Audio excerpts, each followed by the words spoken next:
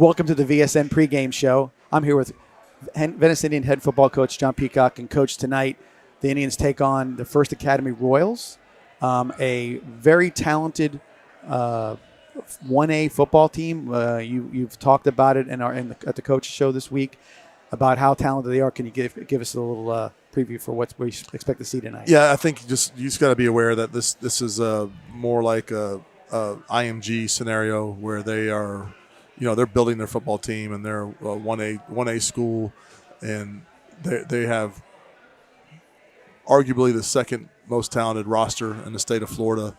They're going to have Division I players throughout the entire roster on both sides of the ball, and they're a team that can't make the playoffs. So what they've done is tried to schedule the toughest schedule they can do throughout the season to have their kids compete. And I tell you what, they are loaded. Coming into Powell Davis Stadium tonight, obviously they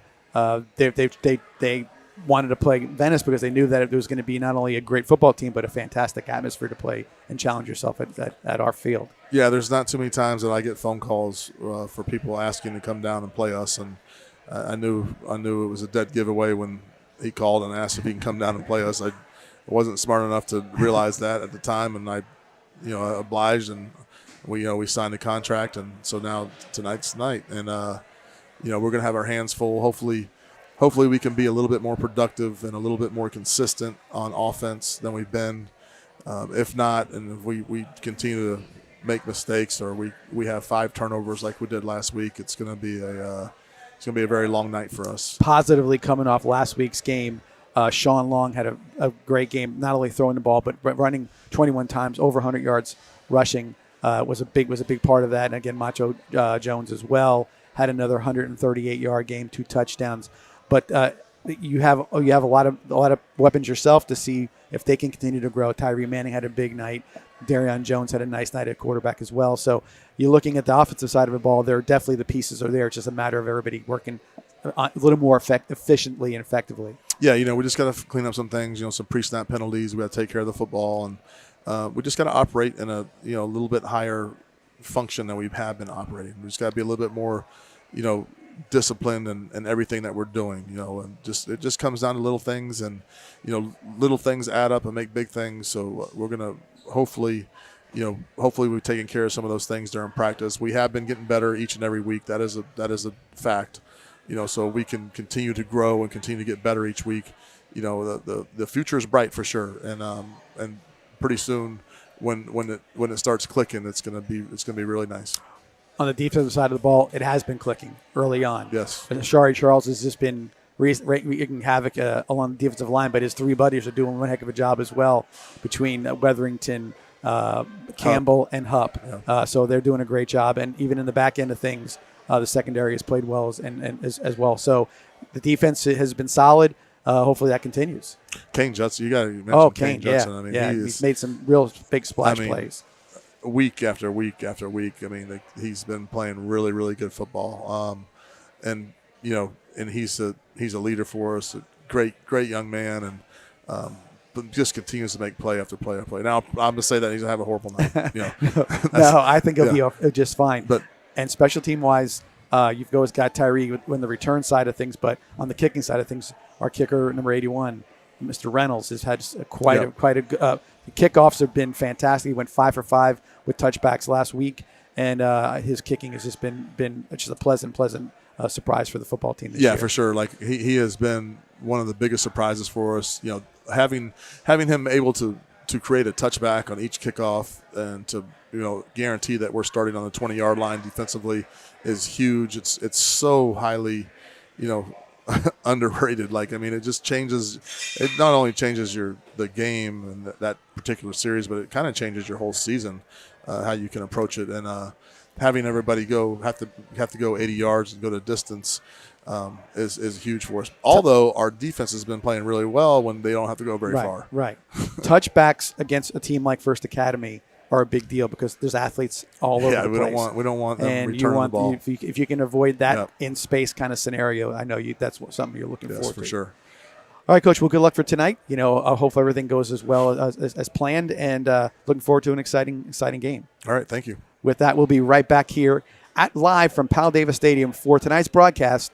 Myself and Jeff Fulcher, the First Academy Royals, Venice Indians, right after this.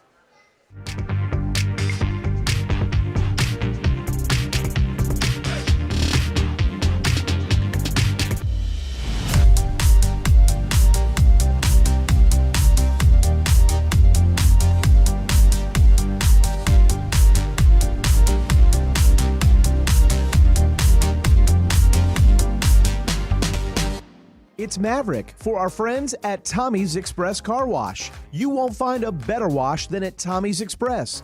3 minutes in and out to save you time. With Venice now open, Tommy's now has 8 convenient locations in the area and many more to come. Join the Tommy Club here and you're a member at them all.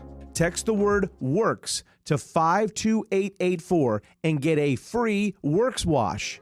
Good luck this season and go Indians! Are you thinking about working with Mighty Dog Roofing? Well, check this out.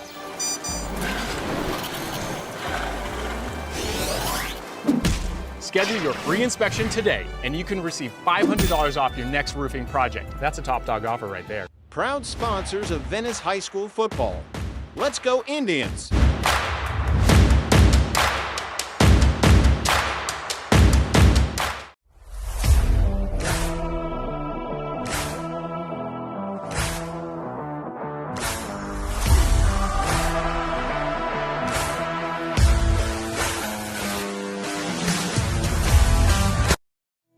Tri-County Land Development, servicing the Charlotte, Sarasota, and Manatee areas for over 19 years.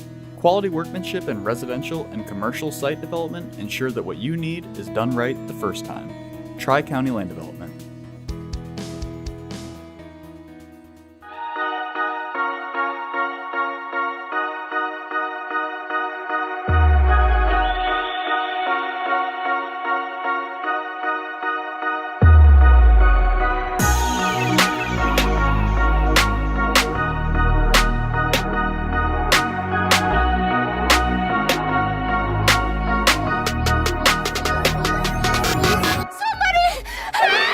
When Venice needs a hero for their roof, Mighty Dog Roofing answers the call, serving Venice homeowners with expert roofing, installation, and repairs.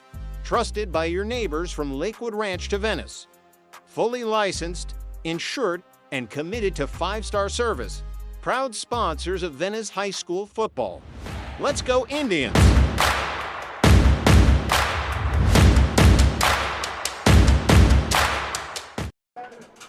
And we're here at Powell Davis Stadium for tonight's matchup between the Venice Indians and the First Academy Royals. I'm John Massoni here with a mystery guest. Three or four mystery guests tonight.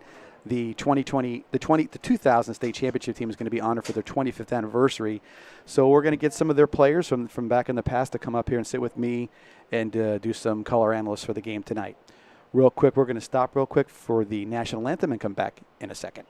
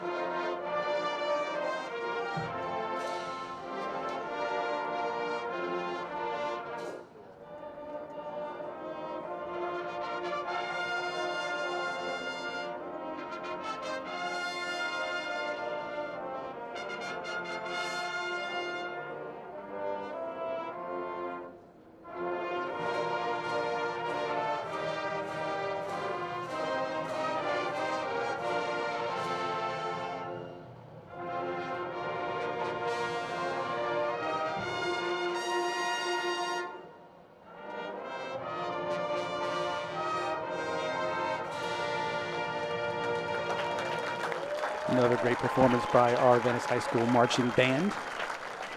And tonight's game should be a very interesting game. If you were watching earlier, we had the pregame with Coach Peacock, and him and I were talking about how First Academy is a legitimately talented football team coming into this tonight. His comment was they were the second most talented team possibly in the state, behind IMG. Similar setup at the school where they're sort of an academy for like IMG is, where they're there for sports, but obviously academics as well. And this is a very, very talented team. Venice coming off last week's victory over Port Charlotte, game that really was a matter of who was going to not make the last mistake. Quite a few penalties, almost over 20 penalties between the two teams, and the ball was on the ground a little bit as well. But a big victory for the Indians nonetheless, and because you want to win your rivalry games at home, and you want to win your rivalry games that are local as well. And so it was a good performance by the Indians. We saw two quarterbacks play last week, and I think we'll see the same thing again this week. Starting last week, Sean Long, senior quarterback for the Indians, put on a great show. He had 21 carries, 104 yards rushing, but he also threw 6 for 8 for 87 yards as well. Number 7, Darian Jones, also got in the game. Show what he could do. He got a big arm, just barely missed a couple of throws down the field. That could have been big plays for the Indians to open it up, but he also showed not only a big arm, but ability to run the ball in short yardage situations. Macho Jones, good game last week as well. Left the game a little bit nicked up. We're not sure what's going on with him, but we'll see. How he's looking when the game starts tonight. So again, beautiful night here at Powell Davis Stadium. We're getting to the point now where weather is getting nicer and nicer every day. We're about mid-80s. Beautiful sunset happening over off the west side of the stadium as well, and it looks like a beautiful night for football. With that, we'll take a quick break, come back here for the coin toss, and hopefully I'll have a partner here in a little bit to kind of do a little analyzing with me. We'll see which one of the 2000 state championship players makes it up here first, and with that, we'll be back right after this.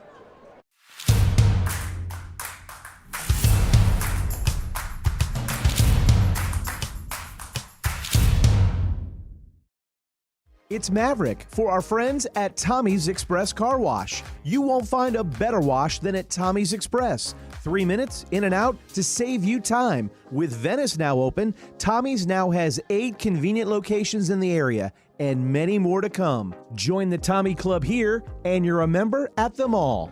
Text the word WORKS to 52884 and get a free Works wash. Good luck this season, and go Indians! Are you thinking about working with Mighty Dog Roofing? Well, check this out.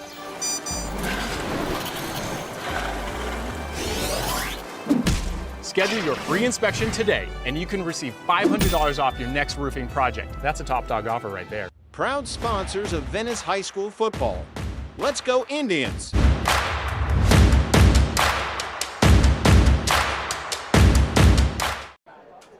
Back here at Powell Davis Stadium, and you see we're waiting for the referees and the teams to come out for the coin toss. While we're waiting, though, let's talk a little bit about the Venice defense. The defense has been the very spectacular side of the ball for the Indians so far this year. Led in there by senior defensive end Ashari Charles. He's been in the backfield in just every game we've had so far, causing a lot of havoc. But his 3 other line mates are doing yeoman's work as well. Starting with Cole Weatherington, number 13, and then you also have Brock Hupp, number 53, and then also you have number 19, and that is Aaron Campbell. And the 4 of them have put a lot of pressure on quarterbacks, and then have made a lot of tackles for loss this year to kind of keep everybody off balance, so to speak. And the backside of it as well, that the secondary has been challenged, but has been pretty much up to the challenge every week. And linebackers have been playing good as well. So nothing you can complain about as far as the defense is concerned. They've played very well, and hopefully that maintains through tonight and throughout the rest of the season. Again, we're waiting right now for the referees are out there, but we don't have the players out there yet. So we'll see if both teams are still in the locker room, and they'll be out here shortly.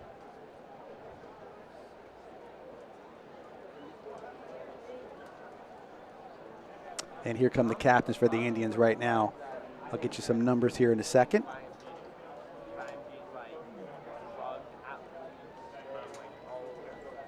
First I see is at number 5, Ashari Charles, captain tonight.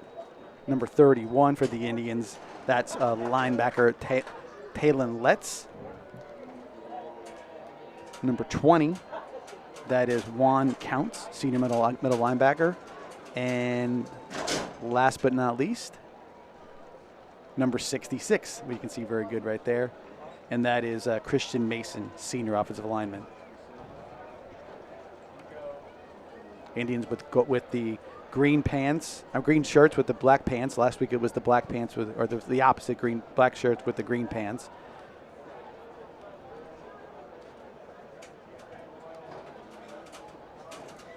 See if we can see the captains now for the Royals.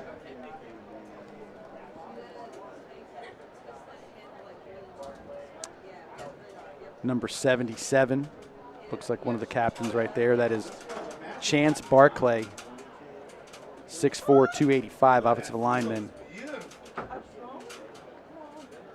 Number 42, Alex Willis, defensive lineman, 6'4", 243.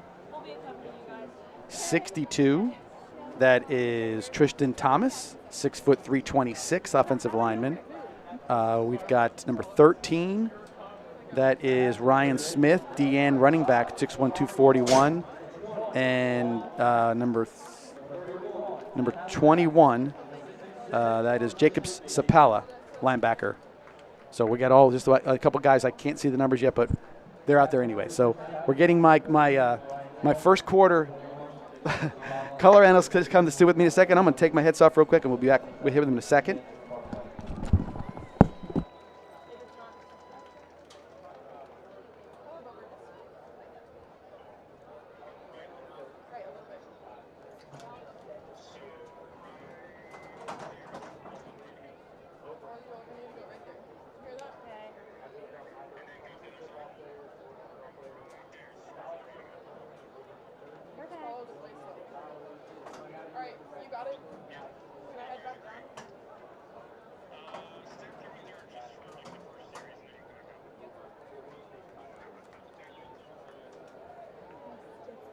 And no I'm worries. back.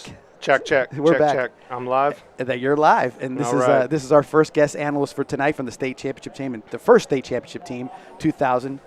Phil Hall. Phil, thanks for being here tonight. Appreciate it. Yeah, absolutely. A pleasure to be here and talk to you all. Looking forward to some good Venice High School football. Before we get started, why don't you give us a little background as to what you did in high school, other than winning the state championship? I know you did some things. You were a wrestler, and again, as far as your performance on the field, you were defensive and offensive lineman.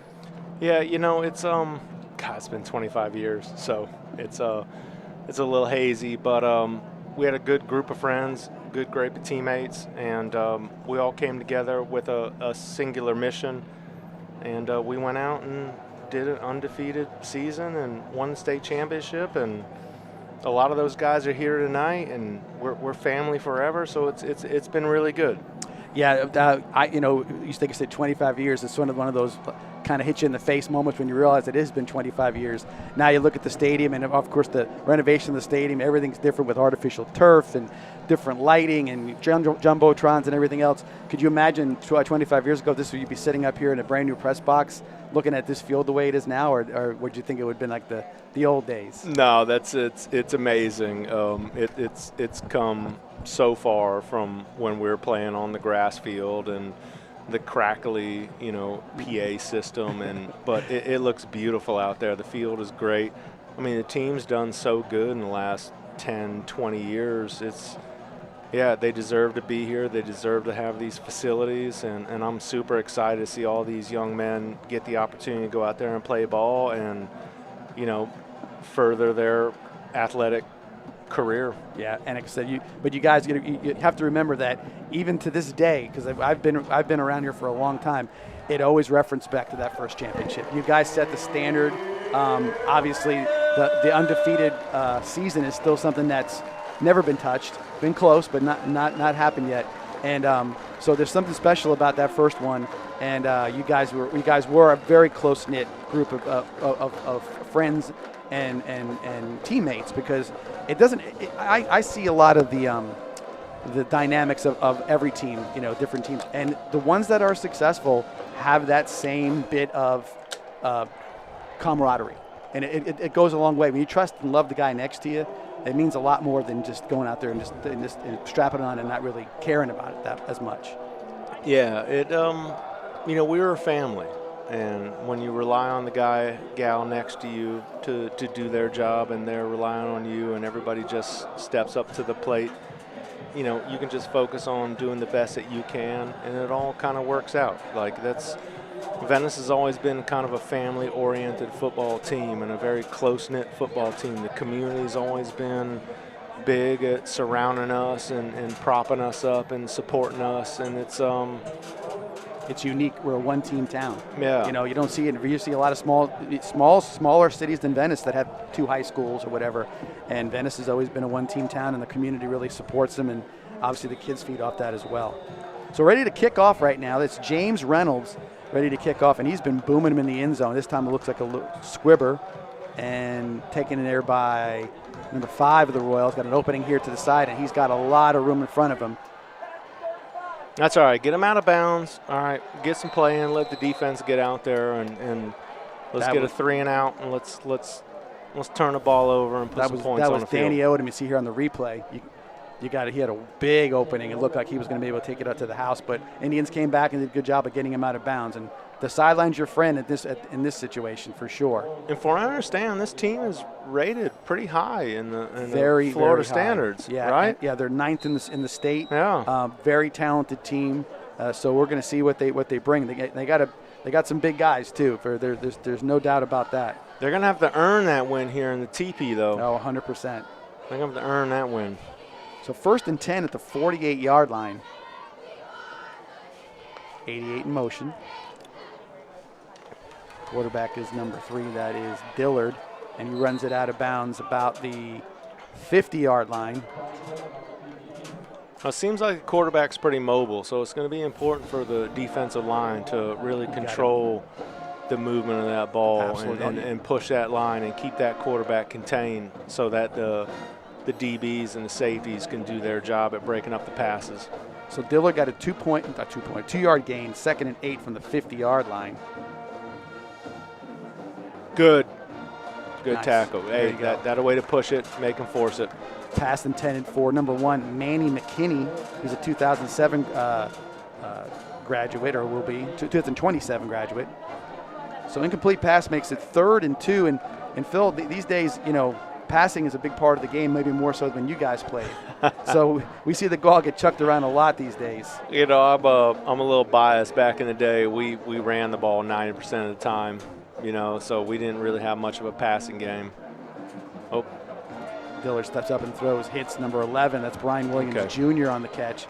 Brought down by Walker Brown and Neely. Yeah, we're more of a hard-nosed, run-up-the-gut type football team. We established our presence on the running field and then threw some passes and had some great people to do that. So 1st and 10 from the Venice 37. Quick throw by Dillard out again to McKinney. Completes it. And there's a flag on the play. It was dragged down by Hayes. See what happens on this one. Now, you'll get a kick out of this. So a lot of people will text me during the game because, you know, I'm their friend. So they're, hey, what's going on? So Nick Coleman was one of our friends. We'll talk. We were talking about Veer last week on midline, you name it, all that kind of good stuff. Flag looks like it's against the Royals. Well, you know, coming into Venice High School football, you know, there wasn't a whole lot of success when we came in, and we ended up winning a state championship, and the football program has been evolving ever since and turned into a real powerhouse, and really at the end of the day sending kids to college. Yes, that's a big deal. You know, and getting kids scholarships and getting some looks out here. So it's been really nice to see the evolution of this program, sending kids to school and giving them opportunities down the road. There you go, get them. That's Dillard on the good little scramble again, pushed out of bounds. This time it was Charles chasing him down. You'll see Ashari, he's a hustler, man. You watch him during the games, and he will run down quarterback all night long. He's never gives up on a play, which is a great trait. Well, I can see without knowing anything about this team, their quarterback is highly mobile. Yes. And they've got some running backs and some scat backs that are highly mobile. So this defensive line is really going to have to contain that box and make sure they keep that quarterback in check and make sure he dumps that ball off and then let them cornerbacks make some good football plays. Dillard with a fake and handoff and That's complete all right. to 11. That is Williams Jr. again. He's a big receiver too. He gives a nice target out there, and that was Borelli on the tackle for the Indians, but a first down to the 24-yard line on that 8-yard gain. And they're kind of taking what the Indians are giving them right now. No big chunk plays, but they're gonna. You just got to play. Everybody's feeling each other out right now. Trying to see what kind of game schema they got going on. There's almost a tackle in the backfield right there. Reverse on the on number 1. That's McKinney. One thing I'll tell you is Venice football always shows up and plays some physical ball. So they're going to be hitting folks out there and they're going to be sharking to the ball. So, these guys on the other team, they better get out quick because Venice, we don't bend. And I'll tell you another thing: the Venice is always the better conditioned team. So games that grind it out, usually is in favor of Venice. Quick pop pass to number 6, and short gain brought down by Morse, number 32. You're right about that. The biggest thing in practice was fourth quarter and just having that conditioning to the very end, make sure that when everybody else is giving up, you're there ready to go. And, absolutely. And it seems like the simplest thing in the world. Everybody would do it, but it doesn't happen that way. You see teams that just wither sometimes under the heat and the strength of the Indians. Let's go, big stop, good penetration there. Good sack. Fumble. Right. I think we got it. Shari Charles caused the fumble, and Venice has got it, looks like. Great penetration in the backfield. That's what you got to do. That D-line's got to get in there and cause some disruptions, get that quarterback moving off tempo, and have him make some mistakes. Yeah, so Shari gets him in, and it looks like Weatherington, number 13, on the fumble recovery. So fumble, and the Indians take over on their own 25-yard line, stalls that drive.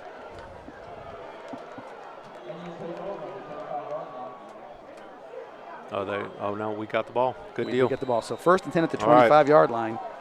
That is Jones. He wasn't ready for the snap, but just pitched it to Long, and there's no one there. Looked like a mistake from the. Everybody was confused on that one.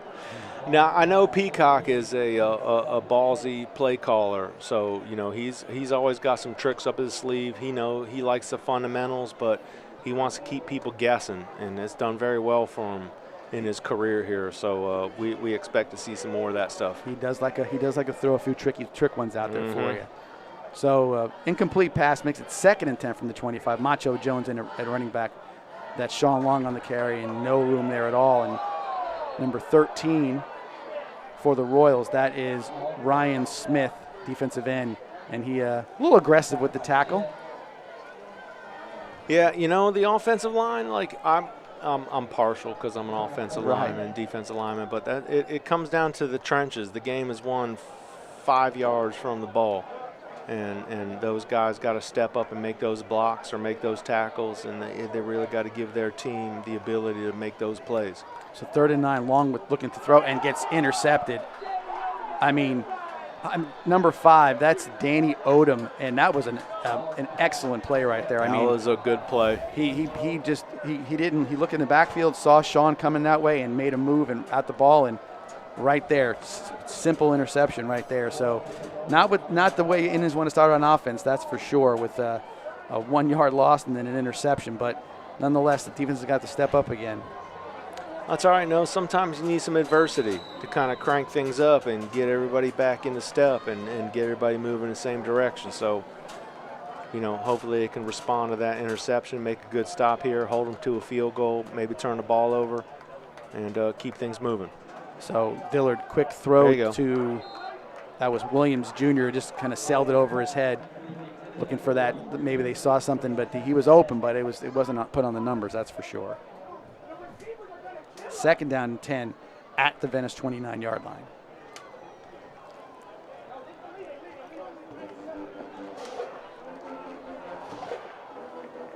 So, Phil, after high school, I know you played for a little while, right, on the next level? I did. Yeah. I played some college ball and went out for a couple of professional teams, but just learned that I wasn't big enough, strong enough, fast enough for those it guys really there. sometimes it comes down to, you played a lot of football by the time you get to that point too. Yeah, it's a whole nother level out there. Handoff to 22. Good stop. Shark to the ball.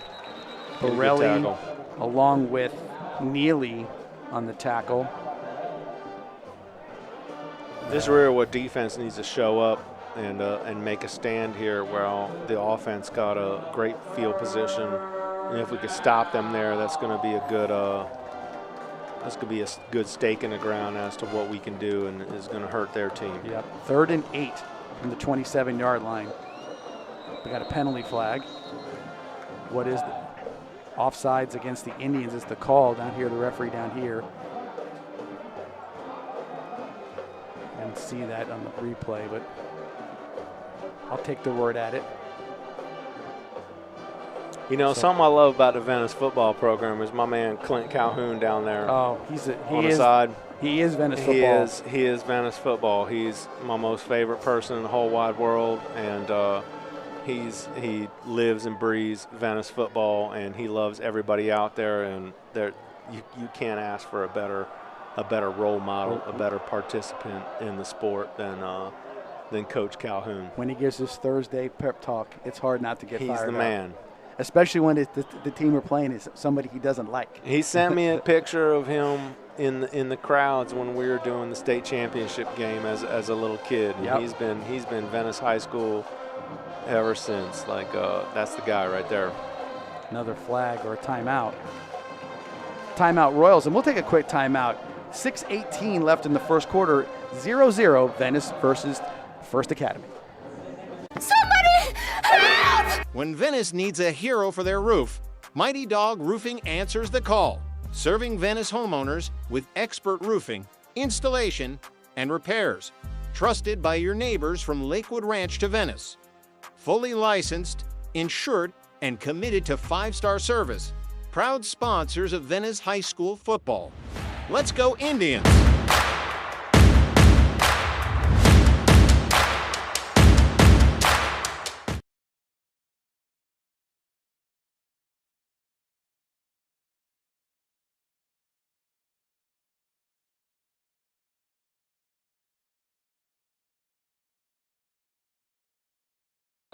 So after the timeout, still 3rd and 3 for the Royals. Dillard in shotgun.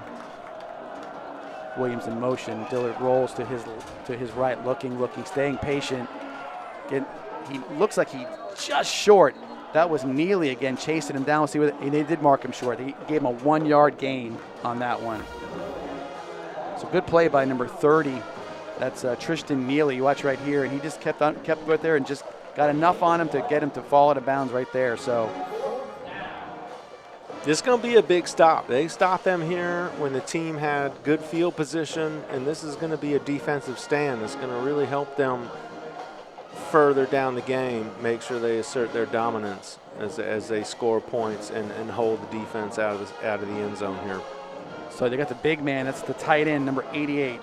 Jadion Jackson, 6'3", 275. Dillard, quick throw out to Jackson.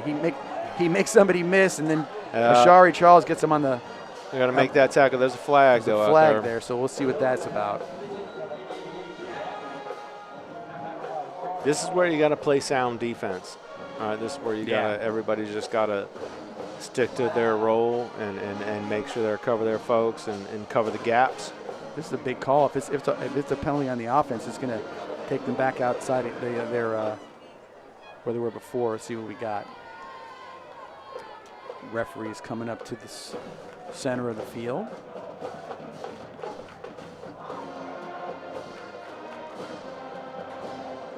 After the play was over, person to follow the offense, but so they'll get the first down, I would think, and then they should. And then so if it's a dead ball, it should be a 1st and 25. We'll see if they get that marked right. So 11-yard gain gives the Royals the first down. We'll see where they mark it.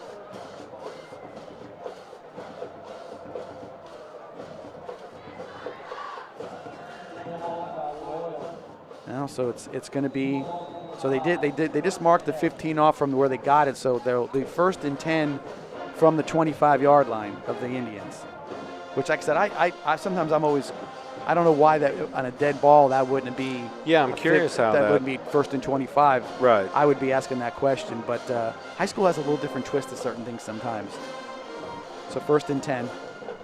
Dillard takes snap, looks like it's run all the way. Quarterback sweep, cuts it up inside, gets away from one man, and he's going to take it to the end zone. Touchdown, number 3. Good play. Quarterback, that is, again, Brian They're Dillard. coming off the edge. That's all right, though. Those are things you can correct. Like, you can coach that defensive end to crash that end and keep them inside. Are we saying a flag on the play? Okay. Maybe we gave it to him too quick. And they're coming back this way. It's holding. Yes, indeed. So with the take that touchdown off the board. All right, there we go. So regardless, Venice is going to keep the ball inside the hashes, so they're going to crash those ends. I think we saw the hole right there. Number 31 kind of had a force everything inside and make the tackle with them linebackers. Had a bit of a body hold on him. So we'll take another break for this water break. Be back here again with the Royals driving on the 25-yard line of the Indians. Be right back.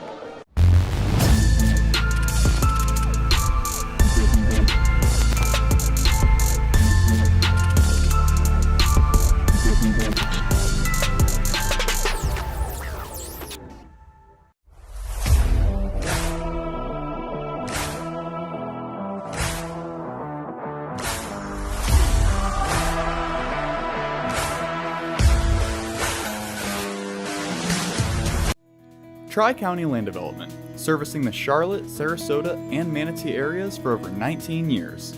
Quality workmanship in residential and commercial site development ensure that what you need is done right the first time. Tri-County Land Development. Down there, he's been all these football games. Ever since I was gone, he's here hardcore with all his there you go. They're old school football Been fans. in that Man, same spot forever. They are diehard football fans. So 1st and 2 at the 12 after the 10-yard penalty. Hand off to the running back 22. That is Powell.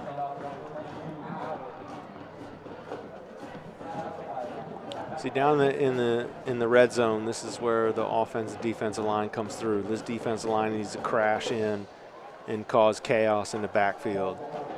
And whether it be a running game, it catches those running backs off riff, or a passing game, that quarterback has to pass it down quicker. But they need to get that penetration, get in there, and make them tackles just like that. Keep it short and make them push. Yeah, so Dillard gets the ball up to the 10 on a 4-yard gain. And Venice has always been prided on hard-nosed football, so those interior linemen, yes. I know they're pushing those gaps, so it's going to be hard for them to run up in there. So they're going to have to get to the outside. Those defensive ends just got to crash out and make sure they keep everything contained. Oh, yep, there's exactly. Ashari Charles blowing up what they call the mesh point right there. It looked like it was going to be a little pop pass to McKinney, but Ashari just came in there and just wiped out that play. We'll get a good replay right here. I think Dillard did the smart thing right there. He knew that somebody was coming with a lot of bad intentions on that one. They play hard on the inside and contain the outside, and this team is not going to be able to move around like they want to, and then we're going to get them to play our game. And when they start playing our game is when we start putting points up. So 3rd and 11 from the 15-yard line. They got the big tight end in the backfield with Dillard. That is Jackson. Blitz. Oh, they missed him right there. That's all right. They're in there. Looking. And caused him to throw the ball a little bit off balance there, and it got just ahead of number 11 Williams. So we'll see the play right here. That was Brock Hupp on the quarterback pressure. Yeah, that pressure is good. When someone's running for their life, they're not going to be making the best throws. So that's exactly what you want to do. Get in there and make them know you're right on their heels. So it looks like the Indians left it to a field goal here. 32-yard attempt. And get a number on this young man. Number 17, that is Vance Jones. Should be a chip shot. Looks like someone Venice jumps jumped. offsides. Yeah, so Venice jumped on that one.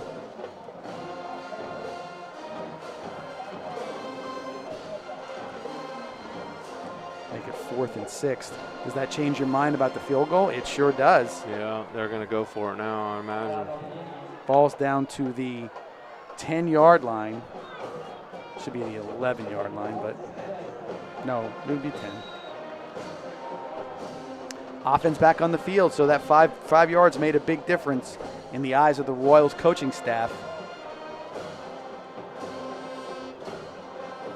See if the Indians can hold them out on this play. This would be a pivotal point of game where the Indians turn this ball over and get it and go down the field and score a touchdown. So let's get a stop here. And the Royals can get a first down as well. So again, more pressure.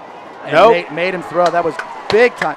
We had 1, 2, 3, 4. The whole D line met there at one time. So that was a Here we go. heck of a play by then. Coach Shannon called up a blitz.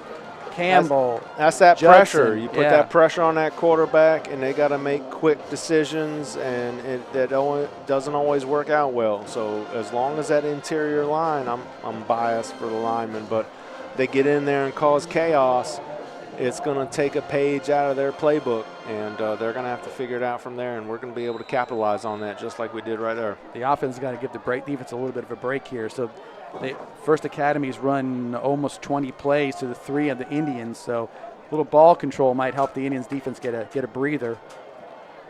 Jones in at quarterback, Darian Jones, number 7. Flip back to Manning, back to Long. Oh, boy. And again, I think Coach is trying that play again. I haven't seen him run that many, the same play over and over again, but he tried again there. It didn't quite work out for them. Yeah, Peacock's led a great football program for the last handful of years, so he obviously knows what he's doing. So if he's trying to keep some people off kilter here, he's probably trying to slow him down a little bit, or saw over pursuit without a doubt. some way. So we'll see how that goes. Back 2nd and 10. That's Jones in the backfield again with Jones, the Jones and Jones crew. Darian Jones takes the handoff, hits the line of scrimmage, and is stopped. About a 2-yard gain. Give that tackle to number 42. That is Willis. So we'll give him a gain of 2. Makes it 3rd and 8 for the Indians. That was a run right up the B gap. So you got to, offensive lineman got to get in there and push those guys around and make some gaps. Jones fakes, looks. He's got Manning down deep, and little hand chucking back and forth, but I don't think there's any penalty there. But Manning didn't get his hand on it. Well, clean play. It was good one-on-one pass, though. So 4th and 8, and the punt team comes on. Our punter is our kicker too, so he's equally good at both. That's James Reynolds, 81, junior in there. Back deep for the Royals is number 7, Devin Jackson, D-back. Quick snap. Reynolds gets it off. Oh, that's a good one. He hit it good, way over his head, and it's going to roll. Punt. Good roll good for the Venice Indians. roll. Way to flip the field. Good Venice roll. All the way down to go. the 27-yard line. All Great right. punt by Reynolds. This is a great football program, great football game. Venice is going to have to come out and win this game. No doubt. So 30, that's going to be an over 50-yard punt. Let me see if I can calculate this real quick. 58. That's a 61-yard punt. Wow. So great punt for For Reynolds. high school, Yeah. that's pretty solid. 2:41 left in the first quarter. And First Academy be back on offense. And I think if Venice come out here and control the edges and keep that quarterback contained, I don't think they have much of a prayer out there. They look like they need that mobility, and if we can just lock that in, then we're going to be able to keep this a singular game. I think you're right. 1st and 10. Quick handoff. Interior, we're good. There you Look go. at that. On the interior, we're good. That's Powell on the carry. Brought down by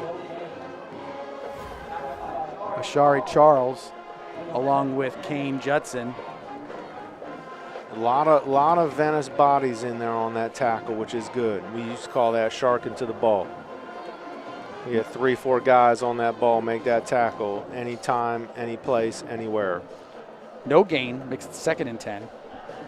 Fake to Powell. Dillard looking, throws.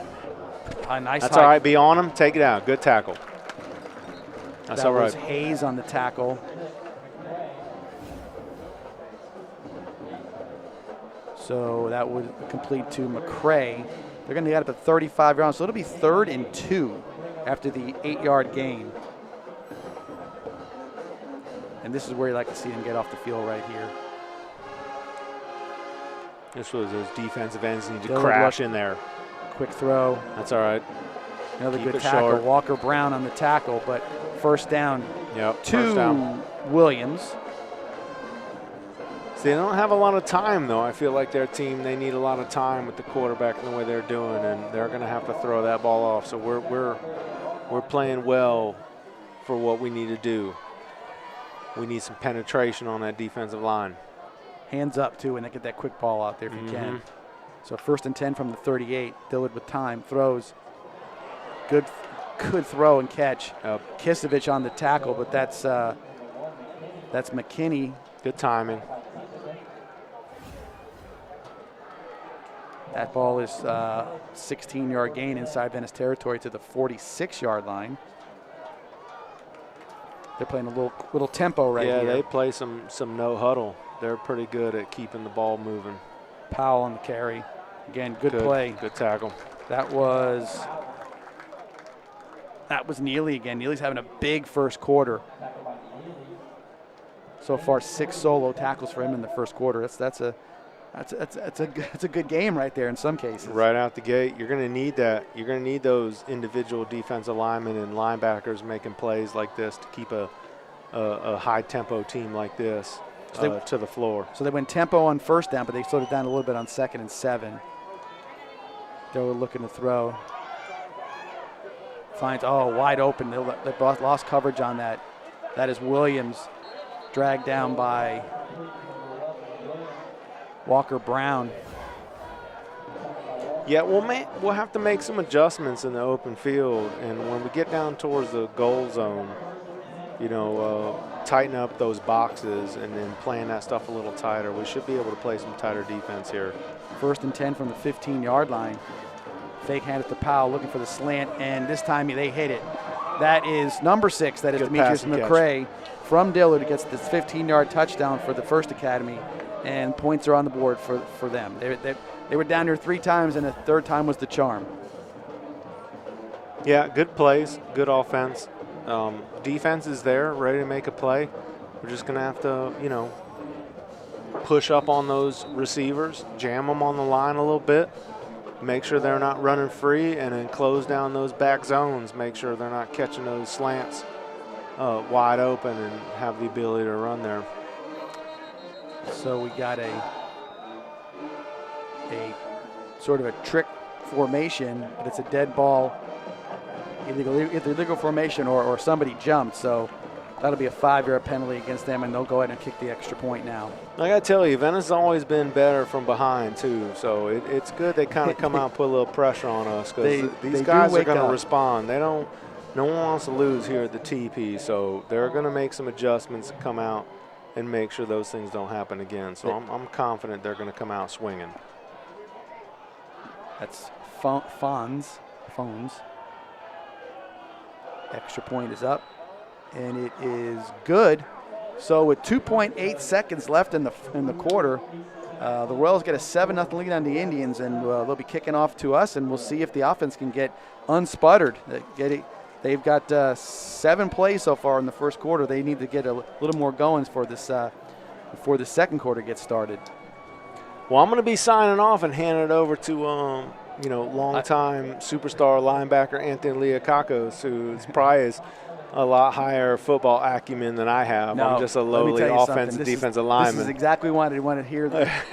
Talking that running game, talking about line of scrimmage, that's all we wanted to hear. That's perfect. So my guy's going to jump in and join you for the second quarter and kind of help work out what we got going on here. But it's been an honor and a privilege to hang out here and talk with you guys. Same here, and it's great. A good night. We can honor you guys again.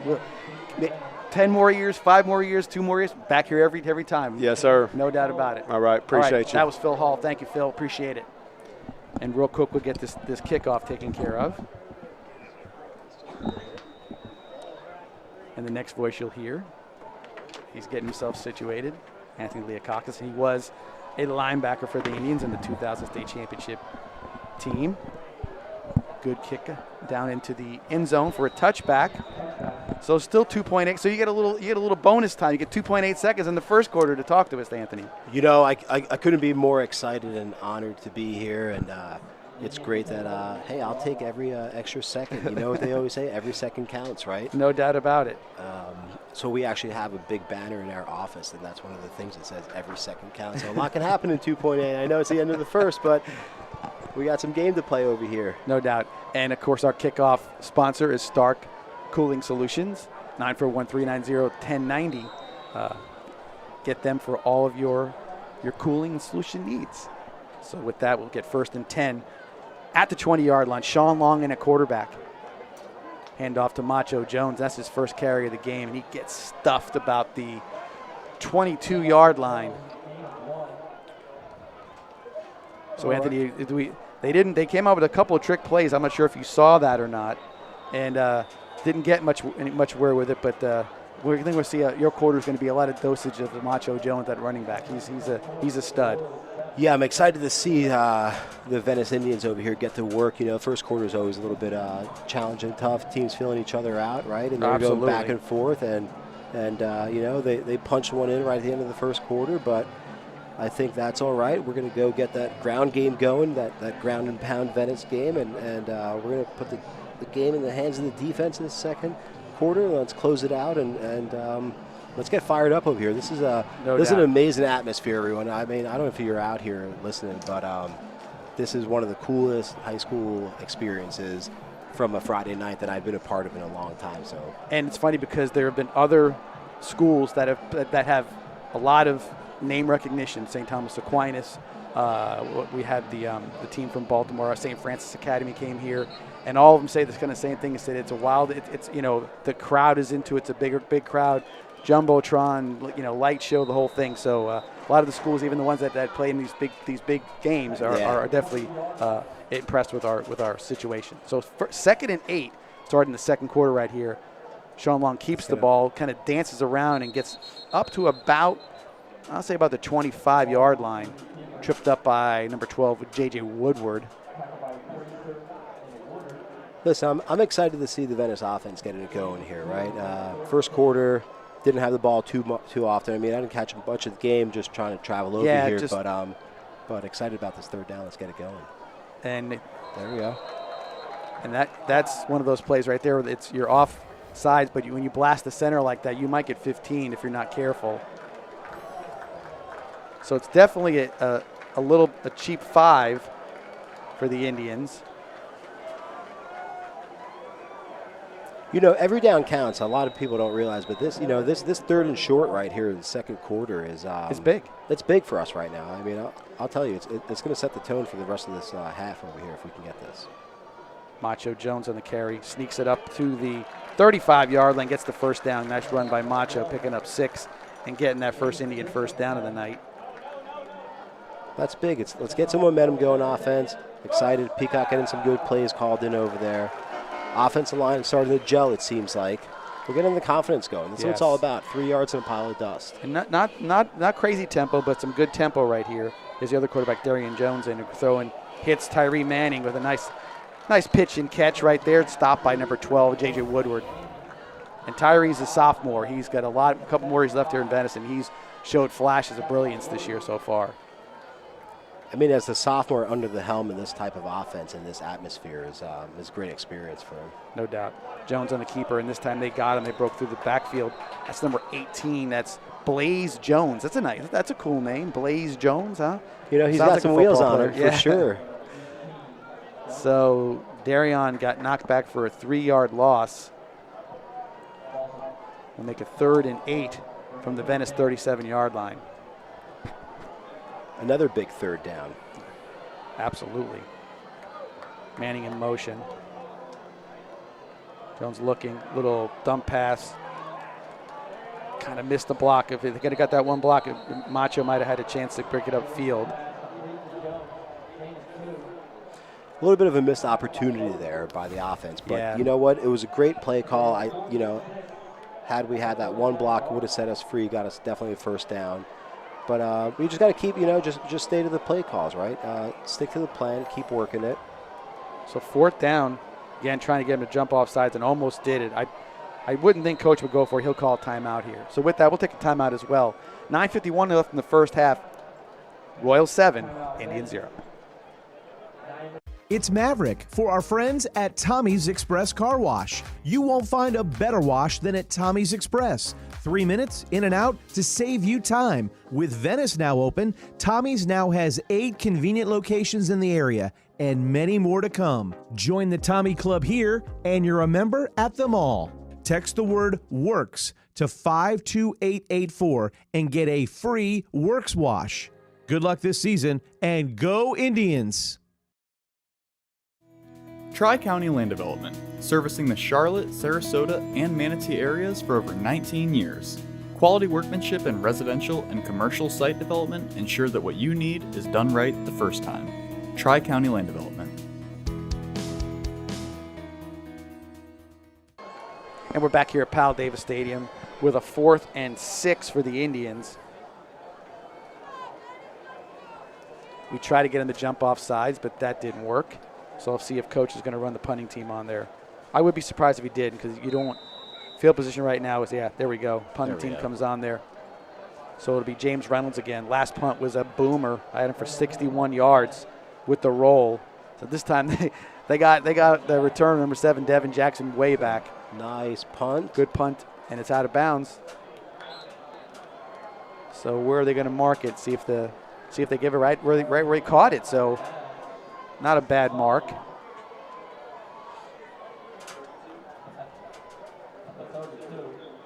The 32-yard line. So that was a 39-yard punt. Not his best, or better yet, now make that a 29-yard punt. All right, let's see what defense comes out with now, right? Second quarter, the first time back on the field after the score. We've kind of regrouped. We've looked up our wounds.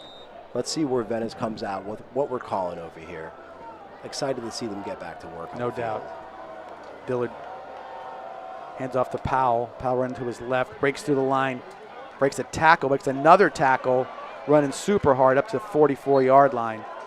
Judson on the tackle, but that was the hardest run Powell's. I mean, he got stopped a couple times, but that time he was shaking off a bunch of ankle tackles. 1, right 2, there. 3. Broke about 4 or 5 tackles. Definitely a hard-nosed run. So 1st and 10 from the 44. There's a flag on the play. Normally when they throw it on that way, it's going to be on the offense. We'll see if that is the case. In high school football, man, penalties they kill you, and it's just sometimes it's these little ticky-tack, not physical penalty, but just mental penalties that'll beat you up. And they'll add up quick. Right? So that's an illegal shift, I believe, on the Royals. Obviously, Venice will take it. I'm not sure if that's I think it's a 5-yard penalty. I'd like to see the defense get settled in over here. It seems like they're running a pretty quick, fast-paced offense, not too many huddles. Hopefully we find our bearings over here and take advantage of this, 1st and 15 and keep them to second and long. You're behind the sticks a little bit here, so let's get the ball back and go to work. See if they want to get a chunk play, or there's your handoff to Powell. And he finds room again. They found a little something on that left side, or the right side of the defense, and Kisevich on the tackle downfield, but it looks like he might have picked up the first down, and he did. He got all 15 back. So first down for the Royals. Yeah, you see, and they're running that no huddle back to the line of scrimmage. Defense has got to regroup. We've got to catch our breath here.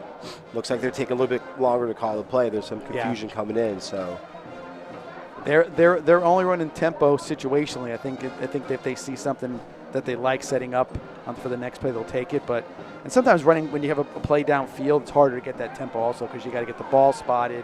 The mechanisms of the play will slow you down a little bit. 1st and 10. Dillard back to throw. Charles coming up, and Kisevich has got his man, and it is incomplete. Good coverage there by Lane Kisevich. Great, that was tight. Trying to hit Brian Williams downfield. Tight coverage, one-on-one, left on an island. And that you can't expect any more from a DB on that, right? I mean, he's playing the ball, great job, stuck it to him.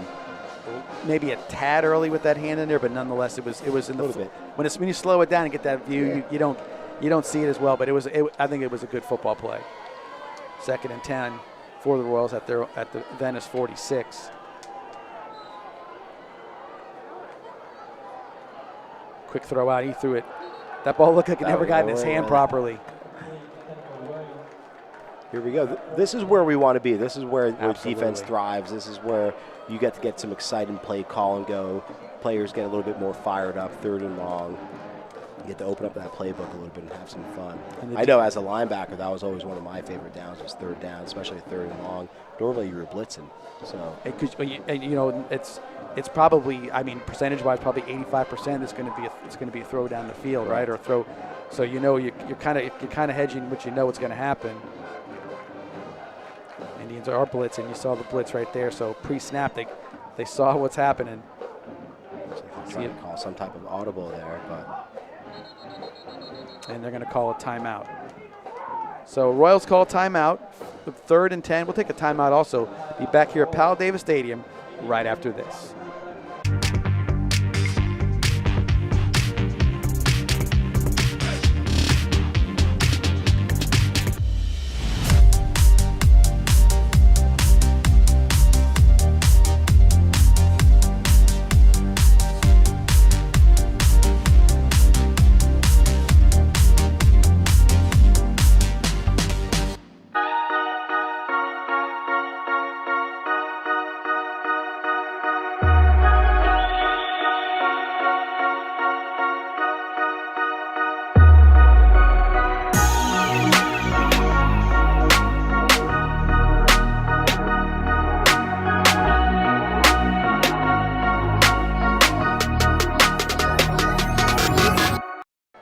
So after the timeout, still 3rd and 10 for the Royals.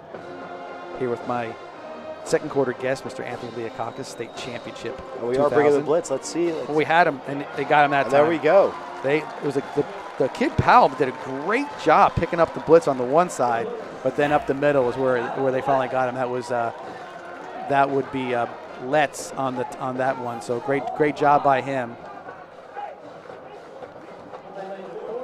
That was a great play call. The team executed great. 3rd and long. Couldn't have asked for anything better there on defense. Outstanding job. There's a quick punt.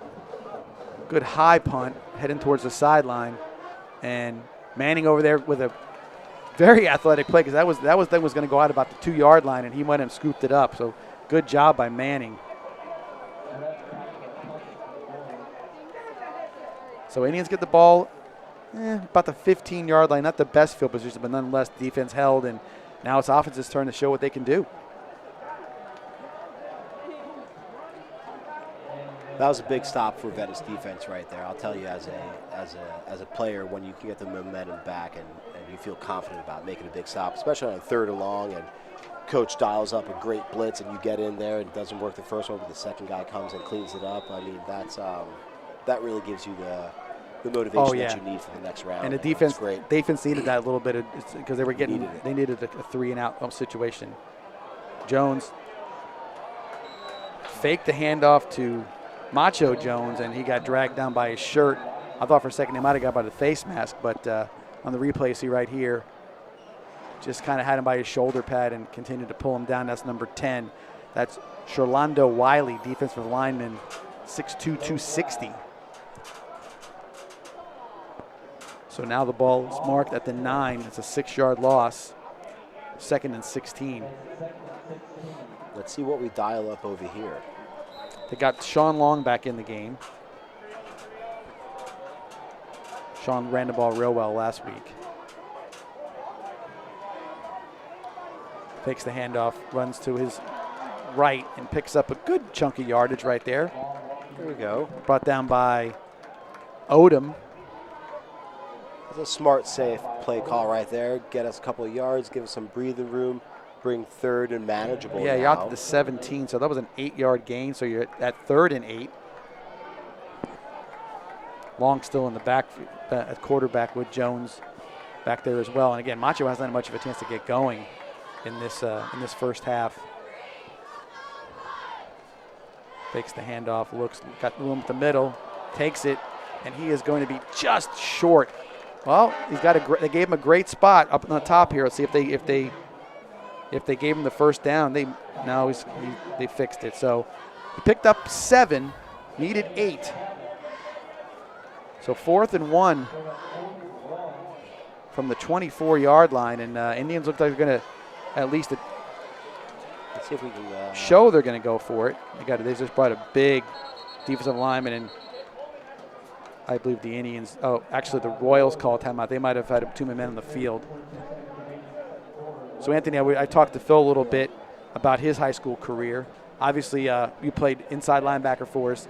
You still hold the record in Venice High School for the most tackles in a season. That's really humbling, actually, to hear that. I had heard some rumors about it, but I knew that there's been so many amazing athletes that have come. I show my age, 25 years now. Yeah. But you know what? It was an amazing, magical season, right? I mean, you guys had Phil Hall before, right? Phil Hall played nose guard for us, and I played inside linebacker. So having a guy like Phil that would demand a double, triple team sometimes, just let me run around and have some fun. And him and I always joke about it, but it was an amazing defense. Coach Peacock was leading the linebacker crew back in the day. It's right. And we saw a picture of him 25 years ago. he definitely has changed. Peacock was an amazing coach. I mean, he still is. He's. Let's watch this play here and see a big 4th down. So 4th and 1, they tried a little tiny motion setup. Jones takes it, hands it off to Macho, and there's no chance right there. That was number 10. That was Sherlando Wiley again, the big defensive lineman, and he busted through the line and threw him back for a 4, almost a 5-yard loss. He looked like he went unblocked. That was tough. Yeah. That was a tough one. I get it. You're trying to get momentum here. Not maybe what you wanted the result, but I get the reasoning behind it. So here we're going to get a water break, so we'll take a quick break as well. The Royals are at the Venice 20, driving for another score. 7-0 is the lead. Be right back. Are you thinking about working with Mighty Dog Roofing? Well, check this out.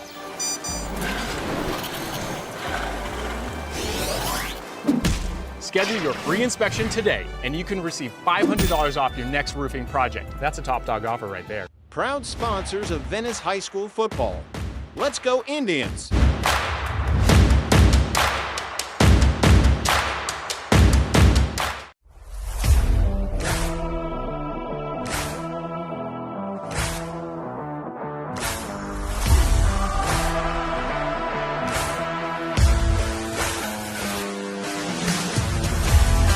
So after the turnover here on downs, 1st and 10 at the 20, Diller looking to throw, and he finds the big man with nice soft hands. That is number 88. That is Jackson, and he is just short of the goal line. That was a nice catch by him. Big guy like him making a soft-handed catch, 19-yard gain. That was a cool play. And handoff inside to Powell for the 1-yard touchdown. So 2 quick plays. The play to the tight end, that little pop pass that's very popular in high school, put it behind him, but the big guy Jackson did a good job of reeling it in there, and there's your touchdown. There's the throw again, kind of from behind him. Yeah, that was a nice catch. Safety got caught inside a little bit, and then a quick run by Powell. So it's tough for the defense to come in on those sudden changes and get regrouped, and that was a smart play call, right? It was like you said, it's popular in these high school games, and that was very cool. That was a good play. No doubt. So extra point was good. 14-0, 5:49 left, and we'll go back to our conversation earlier. So I said you were linebacker, and then I know so you and Phil had something in common too. You both were wrestlers, and very high-level wrestlers as well. We both wrestled. Phil was also my wrestling partner majority of the practices, and we both won a state championship our senior year. So that was that was such a magical year, right? I mean, I got to go undefeated, playing, winning the state championship in football, and then right into wrestling season, and happened to go undefeated and won a state championship there. So it was a super cool year. It was magical. We had the best community, some of the best coaching, and Phil and I were doing it side by side. Yeah. The whole time, right? And Phil talked about the camaraderie, the friendship, the family atmosphere that you guys sort of cultivated that year. But we talked about it. Well, it's a lot. It still happens here because Venice is a unique kind of place for that Venice stuff. Venice is super special, right? I mean, I moved down here as a junior in high school, my beginning of junior year, and I got a great kickoff over here. I love that we still do kickoffs like this in high school. It's amazing. Yeah, so the cool. old school way. Yeah, right. No it's doubt. Awesome.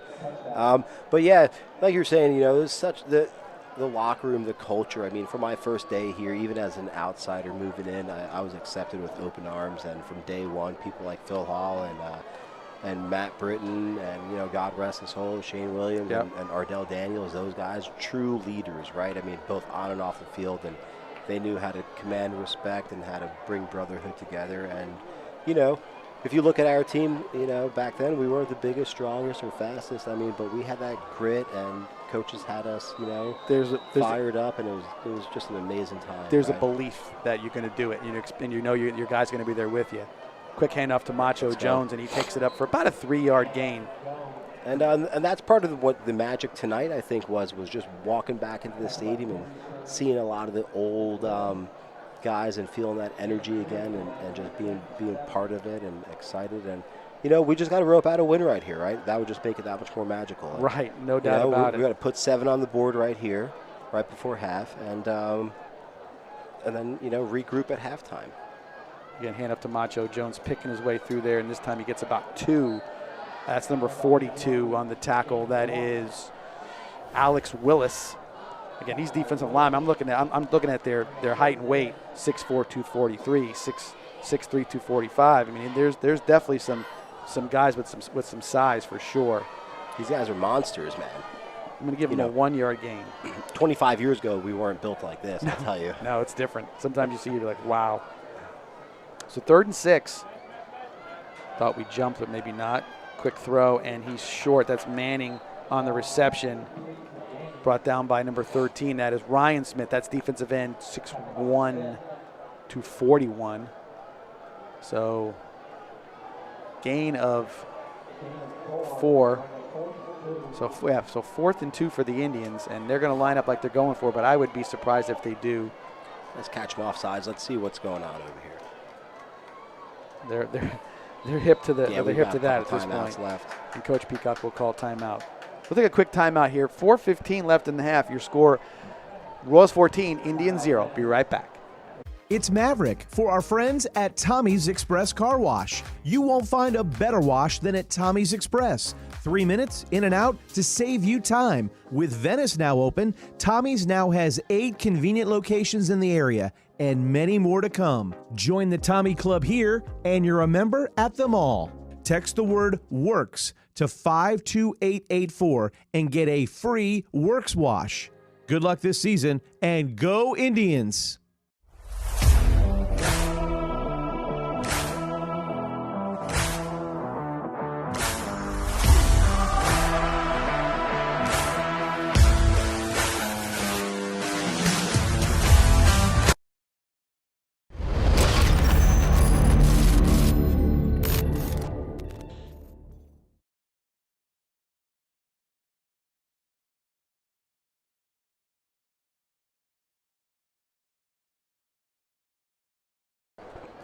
And we're back here with 4:15 left on the clock. The Royals are waiting to see what the Indians are going to do, and they had 22 guys out there saying, so it's either the punt team or whatever team. So Reynolds with a quick snap and a good punt, fair catch called at the 37-yard line. That it was Devin Jackson on the fair catch. So with 28, another. A 41-yard punt for him on that one, so back to normal on for his average on the year. But going back to what we talked about, Anthony, a lot of we were reminiscing with you about you guys coming in, and talked about a lot of the close games that you guys played during the regular season, and a lot of times when you have those close games, it makes it not easier, but you have that point of reference to go when you have some adversity in a game that it's of a bigger stature. I couldn't agree more. I think you just hit on that great word, is adversity, right? I think there was close to like 6 or 7 games that were decided by a few points that year, and I think just fighting through that adversity just gave us the feeling of feeling invincible, right? Here we go. Oh, get it! Oh, that's a. He got it. So Ashari Charles, right? Wow. Insane. Well, we got to see the replay on that one. I mean, I'm a loss of words. That happened so fast. That was an outstanding deep. Wow. Look at that play, number 5. He just came out of nowhere. And you got to know that Ashari's watching the other guys on the other side that are probably he's going to be playing against on Saturdays, and he just went ahead and made an amazing play right there. So that was a 14-yard loss. It was a fumble caused and a fumble recovered. Wow, and offense is right back at. I mean, that's what we need right there. So at the 23-yard line of the Royals with some good field position for a bit of a change.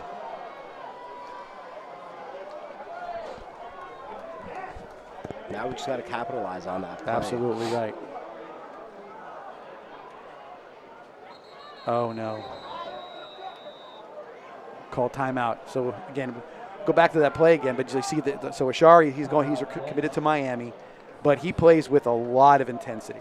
He is not one that he does that. So when he's coming in there, he's coming in with intentions to that would do exactly what he did.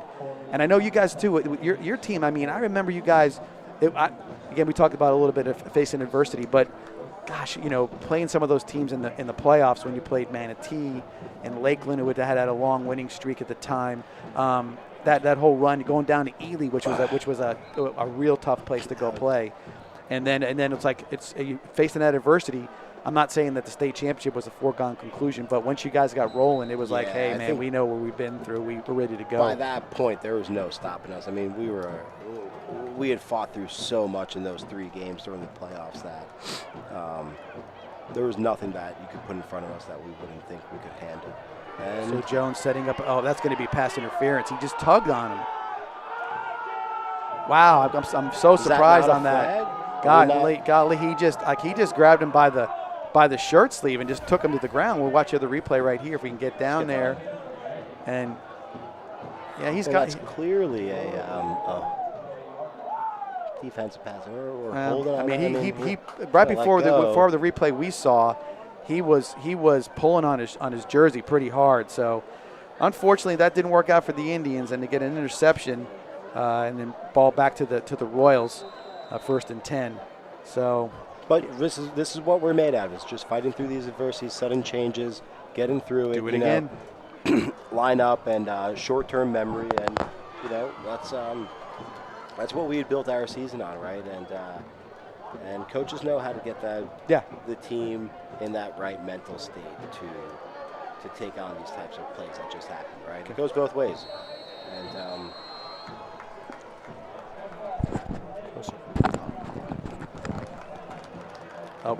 we have a penalty. We do a 5-yard penalty against. It must have been a delayed game while we're talking. All right, so defense back on the field. So 1st and 15 from the 15. See if the defense can blow it up here again. This time Dillard runs, rolls, looking for a guy. He's got him. That's McKinney. And gain maybe 3 yards on the play. Morse on the tackle. 2nd and 12. And they're not in a big rush right now. I think they're happy with 14 points. They'll take a chunk play if they can get it, but I'm not sure they're going to be rushed into the line of scrimmage right now. This is a big 2nd down for us. We can hold them here, 3rd and long. Let's stop it. Dillard running around a bit, slips a tackle. Charles has chased him and chases him out of bounds for about a 2-yard gain. Stops the clock with 3:19. And I know, Anthony, you got to leave here in a few minutes, but for you guys to get your acknowledgement for your 25th anniversary. Again, all the great memories, all the good friends. I was saying it's never a burden to come back and see the old digs and see old friends for sure. This is what an awesome experience, right? Just to be back and see this field and see the community again and run into friends, and especially thank you. I'm honored to be on this show. This is super cool. I hope I add some listening pleasure. Yeah. No doubt. First time doing it, but definitely cool. I watch a lot of football at home, and I commentate to myself on my own, but this was amazing. There we go, Venice, right? Let's get the ball back over here. We'll keep you up here for a little bit longer. So 4th and 10, and they've got to get off the field so we can get everybody on there. There we go. Again, good field position would be giving you another chance here before halftime. And we got a flag. Another flag. This is when you worry about stuff, when somebody says something they shouldn't say, and then next thing you know, it's 15 yards and a first down for them. And Indian players are indicating it's going the other direction. So after high school, you played a little ball, didn't you, after high school? Yeah, I got to attend Morehead State University up in Northeast Kentucky. There you go. Got to play a little football up there, and had a great time there and enjoyed college.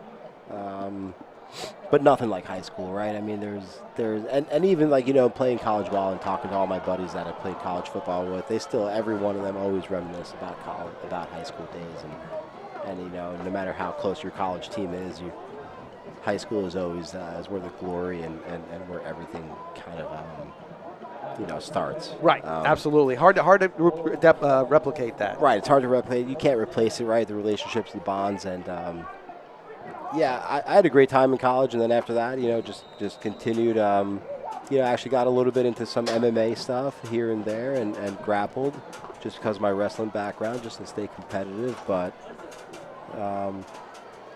I wish I could strap it up and jump back out there right now, right? Doubt. That would be so amazing. So there was 2 penalties in the Indians. I'll go over that in a second. They were looking to go deep. He's covered. There was a push off by the receiver on Walker Brown, and they're being very lax about it. I'll give him that. But see, as long as they're calling it both ways, that's what we like to see. Yeah, I mean, they're letting them play. I think it's been a fair call. Pass interference on the out, so they did call it that time. Okay. So there we go. So I'm sure the Indians will take that penalty. That's a 15-yarder. Will make it 1st and 25.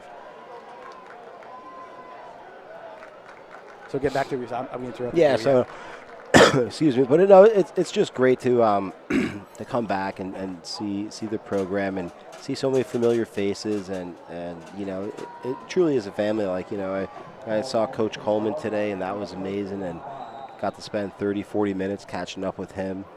And then seeing, here we go. Diller looking to throw, rolling up to his right, getting run down and looking. He's got somebody broke coverage back deep. Lost track of the big number 6, and he's going to take it to the house. Wow, that's tough. I mean, you're rolling, and you think he's going to run, and next thing you know, he stops and pumps, and there you go. That's a backbreaker right there in the first half. That's tough. That hurts right there. I mean, there was good coverage down the field, but it just like lost you track said, he of rolled play. out and caught one, broke a tackle, and you see it. You'll see right here. There's somebody Walker Brown trying to catch up to him, but I'm not sure if it was his guy or if he was somebody else's. But they lost track of him. So that's a 74-yard touchdown for the Royals, and now it's time for the Indians to. Oh, did they block it? No, they missed it. Wow. They missed it. So extra point is good. So it'll make it 21-0 Royals with 2:52 left. But like you said, you come back. It's always great, a great right? experience, right? Saw old coaches and Coach Hatler next door was great to run into. But seeing Peacock and what he's been able to accomplish here with the community, the support of everyone is great. Being coached by him just as a linebacker when he had 5 or 6 of us to coach, and really tight, intimate coaching, right? I'll use that word because he was so passionate about it back then, and now watching him oversee X amount of players and coaches, and really being in his element. Right. It's super cool. I always knew that he was going to do big things at his program back. You know, when he was, like I said, my linebacker coach at however old he was back then, super young. Absolutely, yeah, he was very young at the time. But then I will say this, and this is complimentary to you guys. The belief that you could do it was created in 2000, because I go back to there's my brother-in-law sitting down there at the end of this booth right here, and he was a running back with a very talented team in 1982. But the point of reference still wasn't made at that point, and you guys were able to break through that, and then that's where the belief from the coaching staff and these kids and everything else, it really emanates from that. The culture was created with that 2000. Yeah, man, you just got to believe, right? You got to believe, and to this day today, right? Even to this present game right now, 21-0. I mean, there's still a lot of games to be played, right? Oh, there's no doubt about it. And the scoreboard doesn't tell the story of what actually happened here this first half, I think, right? There was a couple of big plays. There was a turnover, a touchdown, a play later, a big play just now. The first quarter was back and forth. I mean, so defense has been tested. They've let up some big plays, but I think overall we've been hanging in there. So a broken play right there is the one that'll break your back because you played so well. You played well enough to be hanging in the game, and now you got to do something here. Do you take the risks here that you need to? But we'll see. I mean, I know Coach Peacock. He's not one to sit around and no, he's going to fire away. He's going to fire away. So Long looking to throw, hits Lynch, the big tight end. He plows up to the 24-yard line, 4-yard gain, brought down by Bam Whitfield, D-back. All right, so we got just under 3 minutes, and we're gonna see what the offense can do over here. No doubt. 2:30 left in the half. Long again snaps a little high, rolling to his right, finds the open receiver. Just keep going forward. That's Testa, and he's going to give him. Did he give him the first down, or is he going to give it short? They're going to give him about a yard short, so he picked up 5. 3rd and 1. Big third down over here. So big play right here. Penalty. It's against the Indians. They jumped off sides, 5 yards. So, Anthony, I know I got to let you go. You got to go down and get your recognition tonight. But thank you so much for being here. We really appreciate your insight and a little reminiscing as well. So yeah, it was outstanding. Absolute pleasure. Thanks for having me. It was an honor. Proud to be a part of this community, and couldn't be happier that I'm a Venice Indian for life. And I'm always proud about it. You know, I was just in the University of Tennessee the other day up at University of Georgia Tennessee game, and I was preaching about being a Venice Indian. So it's great. There you go. Y'all have a great night. Take care. You too, buddy. Thanks a lot. Appreciate it. That's Anthony Leakakis, inside linebacker from the state championship team in 2000. It's going to get honored here at halftime for 25 years since they won their title. That we saw right there, that was Sean Long rolling to his left, and miscommunication there with him and Tyree Manning. So that'll bring up 4th down.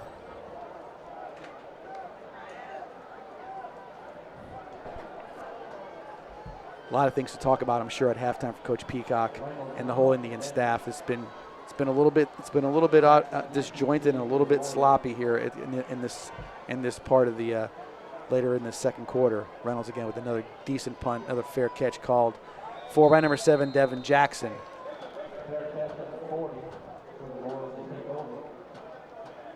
So 36-yard punt for Reynolds. And still enough time on the clock for the Royals to put another score up. Hopefully the Indian defense has caught their breath a little bit and can manage to get it back into the locker room with only 21 down. So 1st and 10 at the First Academy 40-yard line. Thank my two guest analysts, Phil Hall, Anthony Leakakis, for joining me here in the first half. Snap is a little wide. Dillard throws it out of bounds. Pressure by Charles again on Dillard. And Ashari is definitely showing off what he can do tonight. 2nd down and 10. Clock is stopped with 1:14 left in the half. Referee's calling a time on the field. Not quite sure what they're looking at. I think they've got it settled now, so no. They're good. 2nd down and 10. Again, Dillard looking to throw, quick throw out to McKinney. Runs out of bounds after a 7-yard gain. I'm sorry, that was Williams. Williams on the catch. So 3rd and 3 from the First Academy 47-yard line. 1:21 left in the half.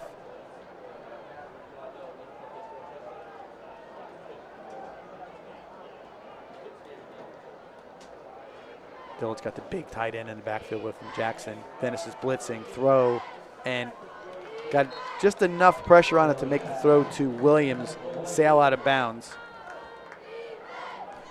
Good pressure in there by, see who we can get a number.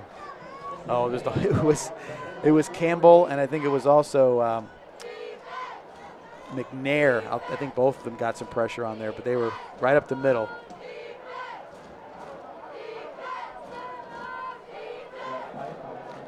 So 4th down, and they're going to punt. I'm not surprised by it. You've got a 21-point lead. You don't want to risk giving good field position and force the Indians to go the length of the field to score some points. Ball rolls out of bounds for a fair punt down to about the 24-yard line. Once again, Indians got 1:10 to see what they can do.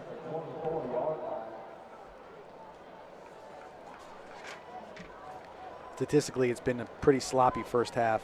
But again, First Academy comes in here with a boatload of talent. Obviously, they got some guys who can make some plays, and their D-line seems to be just special in regards to what they can do.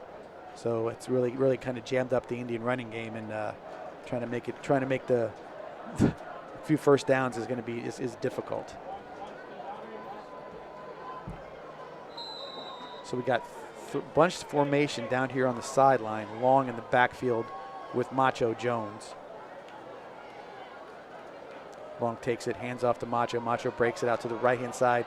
Probably his best run of the night, up to about the 28-yard line, whipped down to the ground by number 9, Kyler Priester, linebacker. So give him 8, 2nd and 2.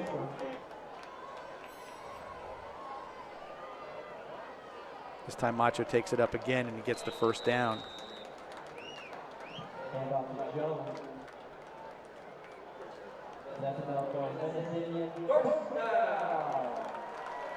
And a first down, which we haven't had many of them right this half.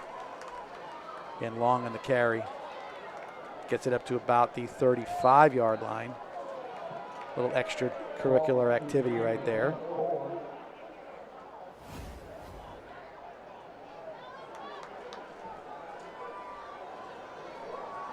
So it is 2nd and 6. Long looking, moves up in the pocket, it's got some room, going to run to the outside, takes it out of bounds about the 47-yard line. Picks up 7 and a first down for Long.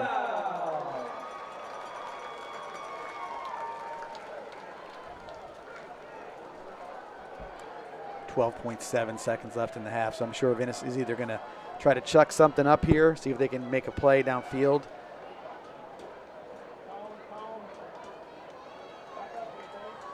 They've got Tyree Manning down here by himself. Quick screen out to Manning. Tries to get behind some blockers, but picks up 9, and that'll be the end. Well, that should be the end of the quarter at that point. And that isn't in the first half. Well, Indians got a lot of things to talk about, obviously, here at halftime. Royals are up 21-0. We'll take a nice long halftime break and watch the band play tonight and see our 2000 state championship team get acknowledged on their 25-year anniversary of their state championship. Stay with us, watch the halftime festivities. Be back here in about 17 minutes.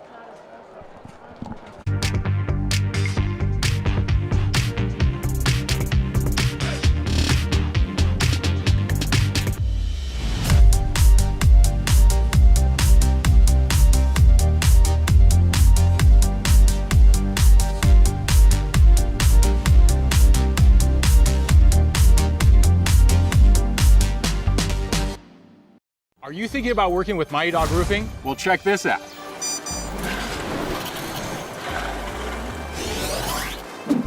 Schedule your free inspection today, and you can receive $500 off your next roofing project. That's a top dog offer right there. Proud sponsors of Venice High School football. Let's go Indians!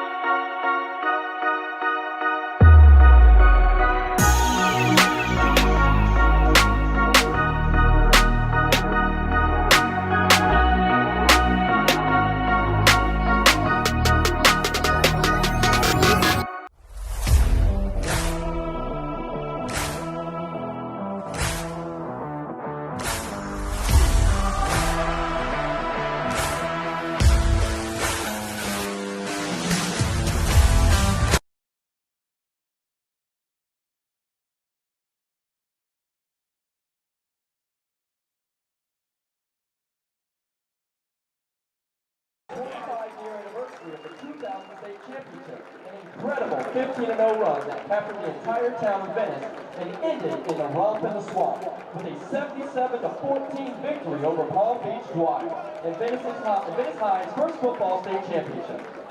We ask that you direct your attention to the Jumbotron for a very special video honoring the 25th anniversary.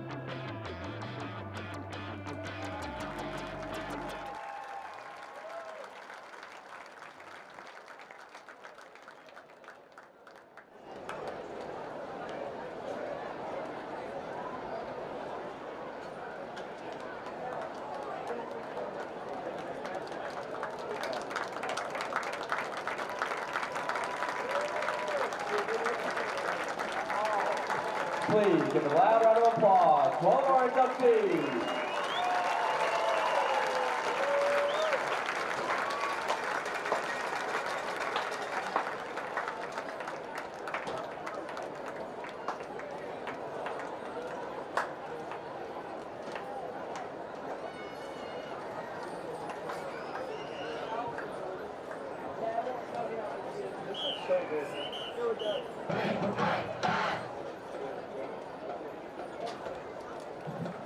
VHS, Marching Indians would like to thank Applebee's Grill and Bar of Venice for sponsoring tonight's amazing band dinner. And you show your support for our local merchants and support our children. Bro, that's all I had. I hate to do it for the other people.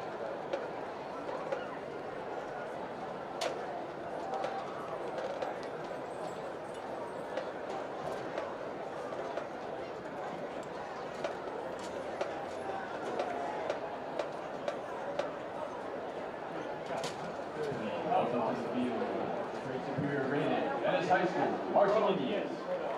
They are led by Director of Band, Mr. David Waver, and Associate Director of Band, Mr. Avi Cohen. Their color guard director is Javante Ziva. The percussion coordinator is Mark DeRose. Movement coordinator is Pam Jeffries. Brass coordinator is Tim Ferguson. And assistant marching director is David Kaiser. The 2025 Marching Field Show is The Runaway. And tonight features the music of Journey with Separate Ways, Bruno Mars, Runaway Baby, and Broadway musical Wicked, For Good.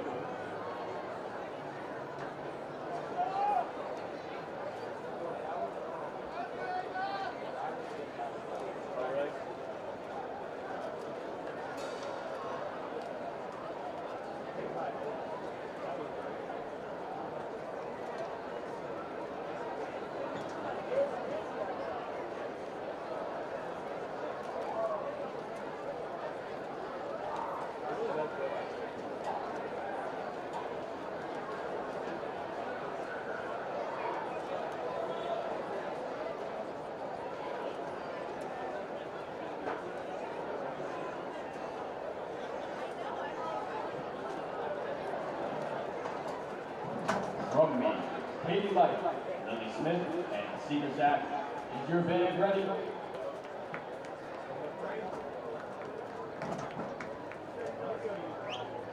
You may begin your performance.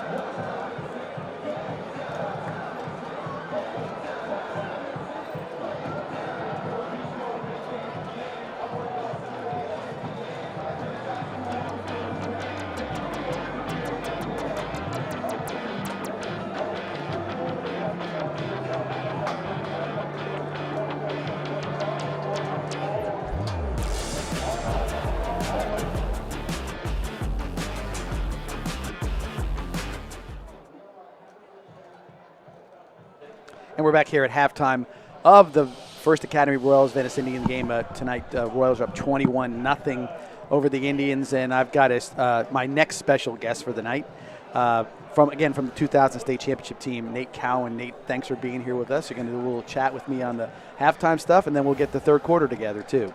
Yeah, man. Thanks for having me on. It's exciting, get all the squad together, get all the boys together, but this First Academy team, they got some juice. We're showing some highlights right now. The quarterback, Dillard, he's an elusive kid. He doesn't want to run. He wants to keep looking downfield, and you'll see probably later in this package where he gets a 74-yard touchdown off. Yeah. But the defense really they were resilient early in the half. They made some plays, even though they were moving the ball, and then a couple of, it's always a little mistake here and there that can change the momentum of a game, and Indians had a couple of mistakes that cost them. There's Dillard again. So you say he's elusive, and he's not want to take a hit. He's smart. Got a good quick release. If he gets the ball out. And there'll be a couple plays here coming up, I'm sure, pretty soon where the Indians did some very good here. Right here we got again a little reverse play that they're there for it, sniffing it out. Another opportunity chasing him down, and that was a fumble recovery by Ashari Charles. This was a kind of a busted play for the Indians. They tried it twice. They must have seen something in film that they liked, Nate. They saw some plays. Right. There was something they'd seen that they thought they could take advantage of, and just didn't quite happen for us. Interception pass right there. Quick throw that didn't make it, but you can see the tempo of the game was a little quick for them, and we just sort of, again, I hate to say they got worn down a little bit, but there was a couple of times where that the Indians were back on the field a little quicker than they wanted to be, and the defense in the first quarter might have get a little winded. Yeah, they put a lot of work in. So you can see it, man. This tight end, this kid, man, he was out there, and I was like, why is that tackle wearing 88? I'm going to tell you, I think he might be a freshman or only a sophomore. Man, he's no more than a sophomore. Oh my goodness, that kid's built in a lab. And I thought it was impressive when he made a behind his shoulder catch. Oh yeah, with soft hands. So there's a big play by Ashari. Yeah. You know what? He's showing up tonight, man. He's definitely had his number called a lot. He is always around that quarterback, but man, that kid's got some. He's got some wheels. Game. Yeah, no doubt about it. But Ashari is trying to make it difficult, man. No doubt. Well, we're getting ready for the opening kickoff here in the third quarter. Let's see, Indians get the ball, so that's always a good thing. Hopefully, they can get some tempo going and some things moving. They didn't really get a chance to get anything going on the ground, and obviously Venice is predicated on the ground game. So yeah, the play action is very important to us. So it's been a struggle when we can't move the football. They don't have to even respect it. So Tyree Manning takes it at the 1. Make him miss. Make him move. Nice breaks move. the tackle. All right. Maybe about 25-yard return, brought down by number 16. That is Jacob Duffy, linebacker running back for the Royals. I'm not sure if you've seen Manning play, but he plays, for his size, he plays very tough. I've seen him a couple of times, man. He's a explosive athlete with the football, man. Get that kid the ball in space. I saw the 92-yarder he had last week. Yep. From Jones, and I was like, he made a guy miss, and all of a sudden that kid's got some fire. He can go, so hopefully we can feed him a little bit and open up some of the other guys too. Get Colton Lynch going too. Sean Long in shotgun, 1st and 10. Run it up the middle. Maybe get 2 yards. Look like number 16 again on the tackle. That is Jacob Duffy, linebacker. Calling his number a lot. Yeah, a couple of guys. They had some guys on the D line were making some great stuff. We got an injury on the field, number 25 for the Royals. That is Cashman McCoy, who's down. So let's do this since we got a chance here. We'll take a quick commercial break. Come back and see what happens with the next down for the Indians. 21-0 is the score. Somebody help! When Venice needs a hero for their roof, Mighty Dog Roofing answers the call, serving Venice homeowners with expert roofing, installation, and repairs. Trusted by your neighbors from Lakewood Ranch to Venice. Fully licensed, insured, and committed to 5-star service. Proud sponsors of Venice High School football. Let's go Indians!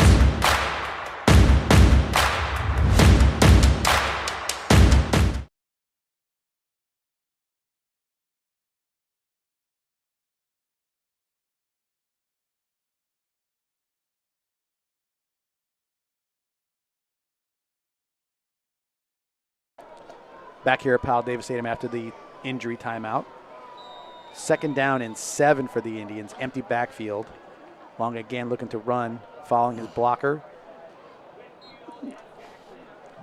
2 yards maybe? Yeah, another 2. 3. They're trying, I guess, they use this empty figure to just get a numbers game and figure they can use their quarterback and have an extra runner in the numbers game. But these guys are closing, so. Yes, there's no doubt about that. I'll tell you, I would have liked to have seen him follow big number 75 around the corner there. Thought he had That's some, cut it up. Negro.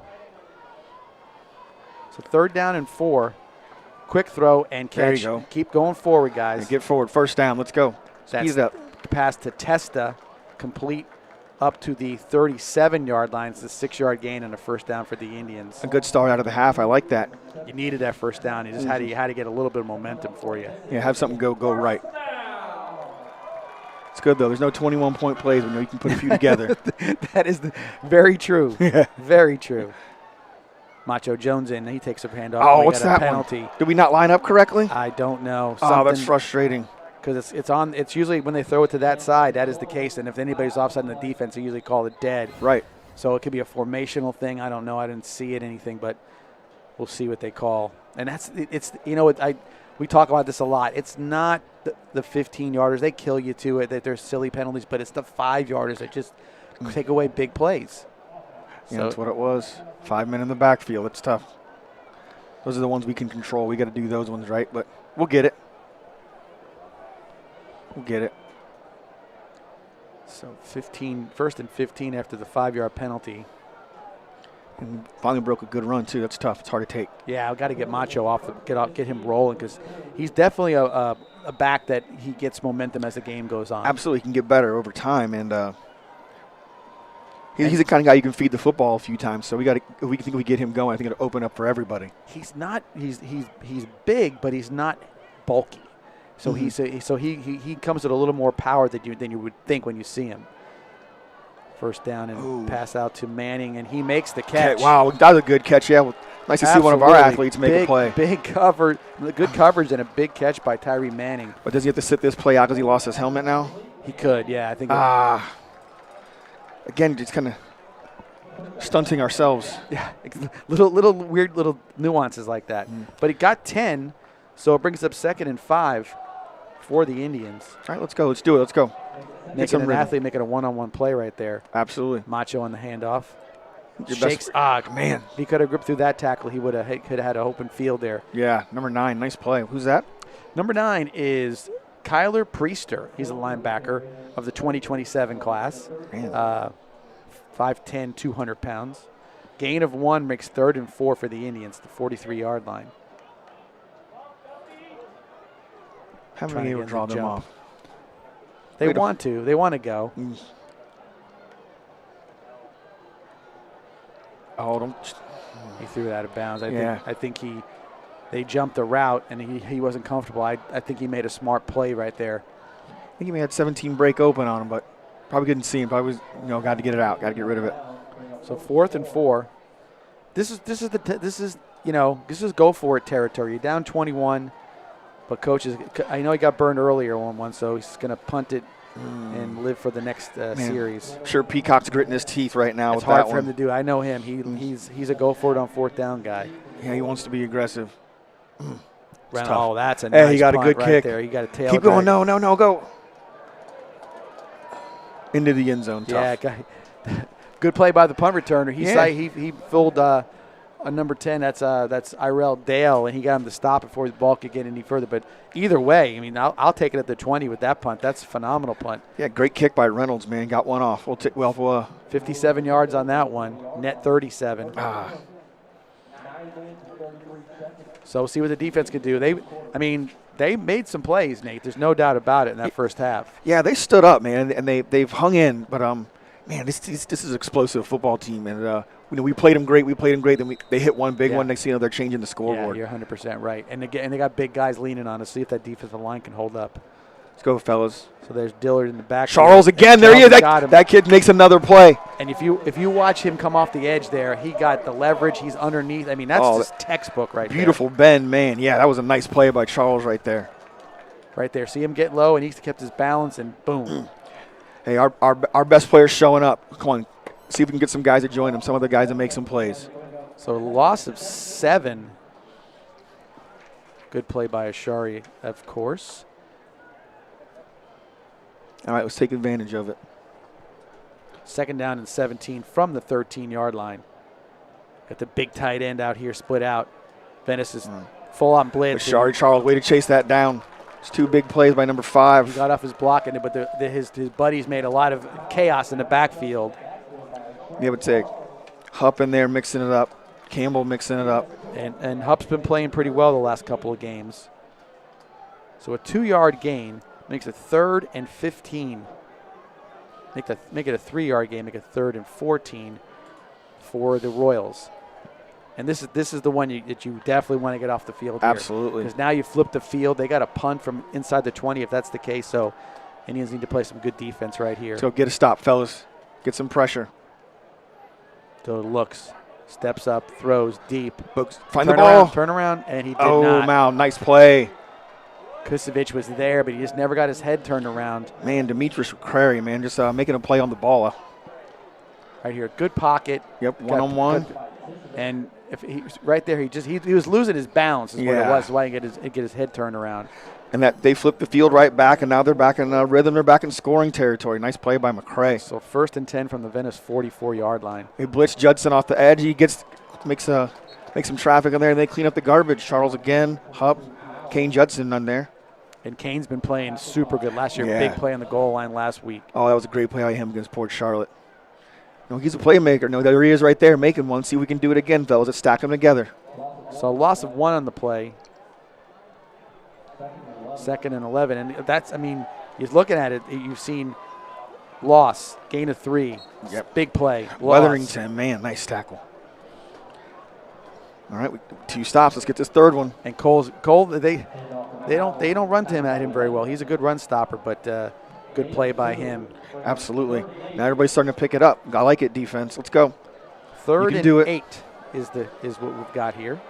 I can cheerlead on this. I know you're cheer in the press box. Yeah. I can cheer. So I can say my team, our team. Listen, when you're a guest, you can do whatever. Oh, fumble! Come on, get him. Make it nervous. Get him. And they got him. That was nice play. Ashari Charles along with his buddies. Hupp's in there. Ira Dale's in there. Look at that. He put it on the ground. Dogs is hunting. Let's go. And they all got there. Man, that's a 4-man sack right there. Nice job, fellas. All right, Manning's getting an opportunity again.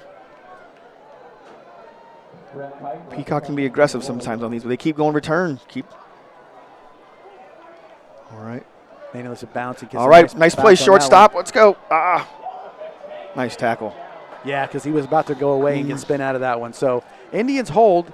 Ball is spotted down at the 15-yard line. They'll take over their 1st and 10.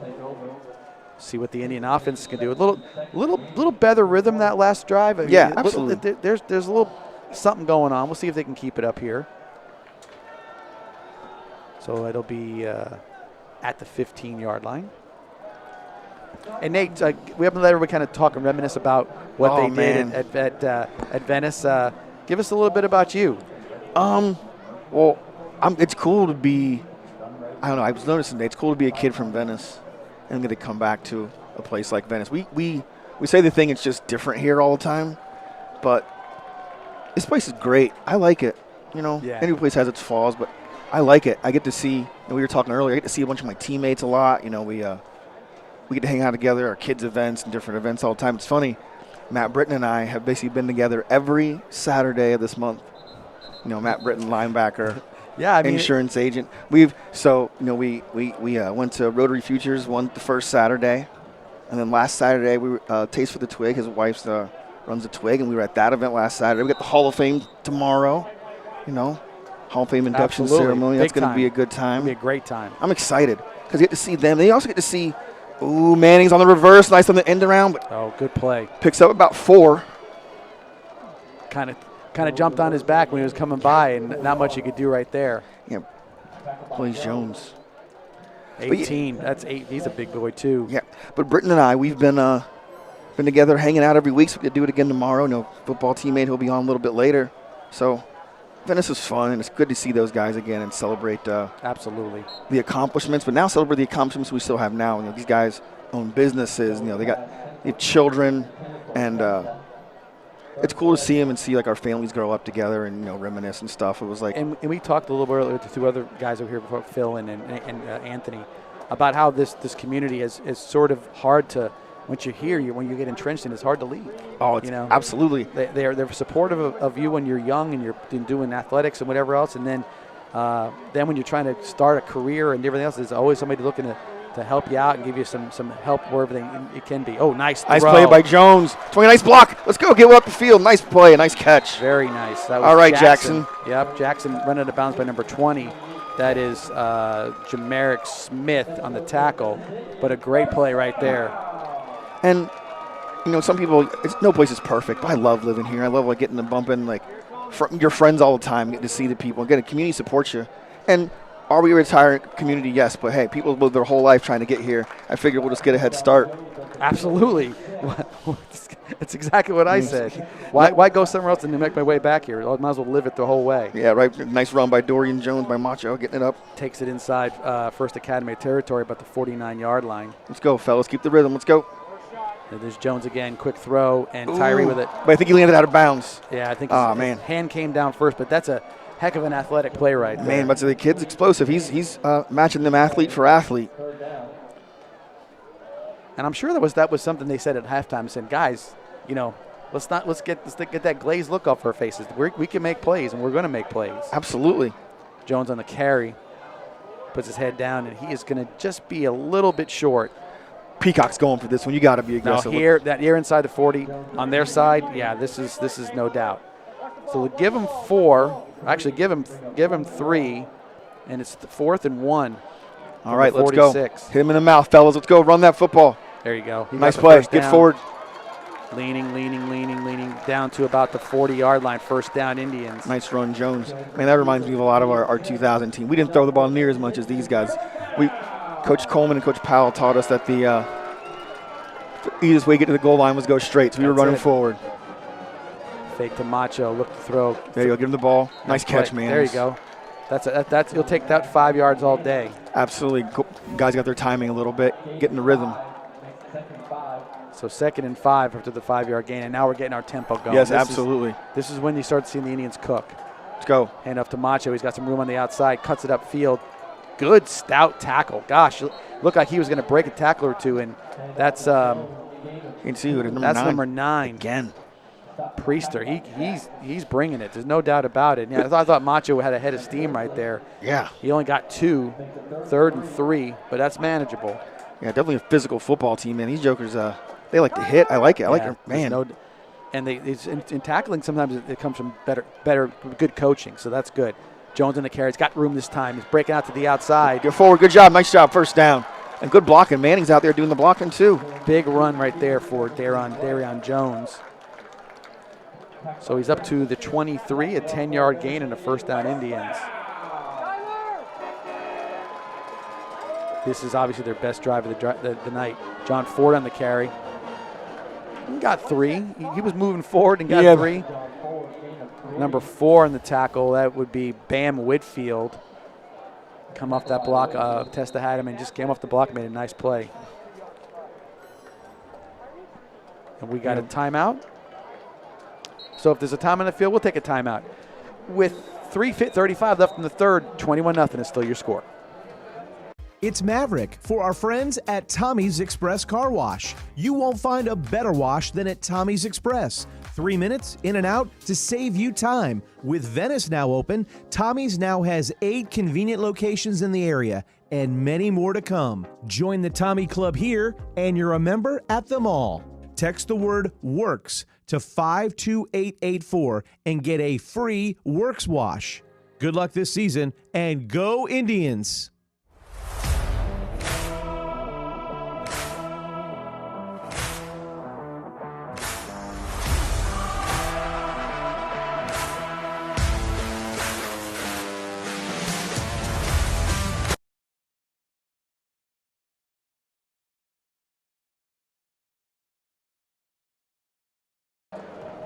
Back here at Powell Davis Stadium, 2nd and 7 for the Indians at the First Academy 20-yard line. Darion Jones in at quarterback, and looks like he's got a good big lead blocker out there in front of him. Yeah, I like this, bounces using the quarterback run game. I think they're trying to get numbers in the run Absolutely. game, so it's working for him. Man on man and make a play. Let's see if Jones they gave him the first down or not. He's going to just be short. So 3rd and 1. All right, let's see what you got. Again, You got Cooking Peacock. Hit him in the mouth. I like it. Go forward. And he's got the first down. Good job, Jones. All So right, he takes the ball into about the 11-yard line after that 3-yard gain, and the Indians are just methodically going down the field, burning up a lot of clock here, but they want to get they need to get on the board for sure. Yeah, so they got to put one in the paint. They can get a first down. They're at the 11-yard line. Let's go, fellas. We got the Joneses in the backfield, Darion and Macho, waiting for the call in from the sideline. All right, let's see what we got, fellas. Man. And there goes Darian Jones. Quarterback run game again, man. Hold those blocks. Oh, nice move. Broke Broke a tackle. We'll take it. Play. Hey, way to make a play. You need your players to make a play. Oh, don't spike the football, young man. Come on, but we'll take the touchdown. Yeah, that's that guy. They got a penalty on that. Game 1. Yes. We got a penalty on the same thing, but that'll be a coachable moment. There's no doubt about it. Hey, we got one in the paint. Apparently he didn't throw a flag, so we'll take it. Let's hit the extra point. Jones came in. We thought he was stopped. Way to stay on his feet. Absolutely. Right here. Hey, they don't wrap you Bounce up. it right there. Good block downfield. Nice shake right there. Kid's got a little shake in him. Nice move. All right, we got it in. Reynolds in for the extra point. Looks like we may have moved. Yeah, we did. jumped. So it goes back 5. And it's funny, they made him flinch and they jumped. So that's not what you want to see. But Reynolds has been pretty solid this year with the extra points. No, it's interesting. I sometimes feel like I'm talking too much talking about our 2000 team, but no, man, this is time to do it. Out of all the records that we broke, it was like 4 or 5 records we broke in the state finals. The only individual record was Adam Gold for PATs, 10 for 10, and because they let Brian Nicholson kick one. So Adam Gold went 10 for 10, made all of them. It's the only individual one, and he still holds the record. That's what's cool is we hold records for. Well, it was cool to see the years. Highlights. They played on the halftime of the Jumbotron. To see the highlights from that game and see, Anthony and I were talking a little bit, reminiscing about how many close games you guys played in that season. Yes. Undefeated is unbelievable, but I mean, I think there was 3 games which you were 21-20 kind of scores. Yes. An overtime game with Charlotte, and then the playoff games at home here. Oh my goodness. With Manatee and Lakeland, and then you go to Ely. All those games were just. So when you got to that championship game, I couldn't imagine being any more prepared for a big game than you guys were from your schedule you had that year. It was a reward. Like it was like you'd done the grinding, you fought that hard, and sometimes the ball bounced your way. You made things happen, and having 5 and 27 in the backfield helped a lot too. So we got a kickoff right here, and Reynolds kicks it to the end zone. And it's a touchback. So I got to do a quick read right here for a friendly reminder. Our tonight's kickoff sponsor is Stark Cooling Solutions, family owned and operated right out of Venice. From installs and maintenance to duct cleaning and 24/7 service, Stark has you covered. Call 941-390-1090 today. Stark Cooling Solutions, where comfort meets integrity. Got it in. Nice. All right, let's go defense. Make another stop. So the touchback puts it at the 20, and we talk about this every when I'm here with Trey. We talk about what a weapon it is to get that ball in the end zone. Every time the team's got to start from the 20. Absolutely. I don't care how good you are. 80 yards is a lot to go. All right, let's go defense. So 1st and 10. Make him earn Dillard's it. still at quarterback. Hand off to Powell. No, he keeps it, pulls it. Oh, he hasn't done that too much. He's good athlete. Nice tackle. That's breaking some tendencies right there. Absolutely. Borelli and Hayes on the tackle. Well, he's had it in him all game, I think. I think it's one of the first times he's kept it, though. Absolutely. Man, nice play. And good job by their coaches. We got to respond. Yeah, that's great because they saw that, hey, we haven't done this, and let's put a little surprise on him. Powell on the carry, tripped up by Borelli. All right, so nice up play, to fellas. so give him a 4-yard gain, makes it 2nd and 6. And Powell's coming up a little limpy.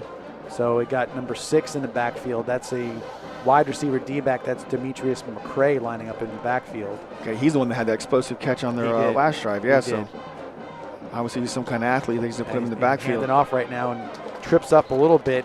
Kind of looks like he got caught by his own lineman, but that was Neely on the tackle. Nice play by him to come up. All right, third down, fellas. Can you get yourselves off the field? Let's do it. So we'll give him a 1-yard gain. It'll be 3rd and 5. 3rd and 5. They got there's the big tight end again. We haven't seen much of him this second half. Hopefully we keep it that way. 6'3", 275, graduating class of 2029. Oh, they gave us a gift. Right we'll there. take it. Yeah. Hey, Right sometimes you need to get lucky. All right, we'll take it. That was McKinney on the drop. So 4th and 5, and again, this is a definite punt situation with a 14-point lead. See if we can get Mannings loose because he's had a few opportunities. Only thing I'll say right now is if I'm coaching specialties, I'm saying do not jump offside. Oh, absolutely. Nothing cheap here, guys. Nothing cheap. Right, just give it to him at this point. Let him punt. And we're across the line. I know, we're not even lined up right. Back up. Oh, luckily they don't have people. Oh. No, we got away with it. We'll take it.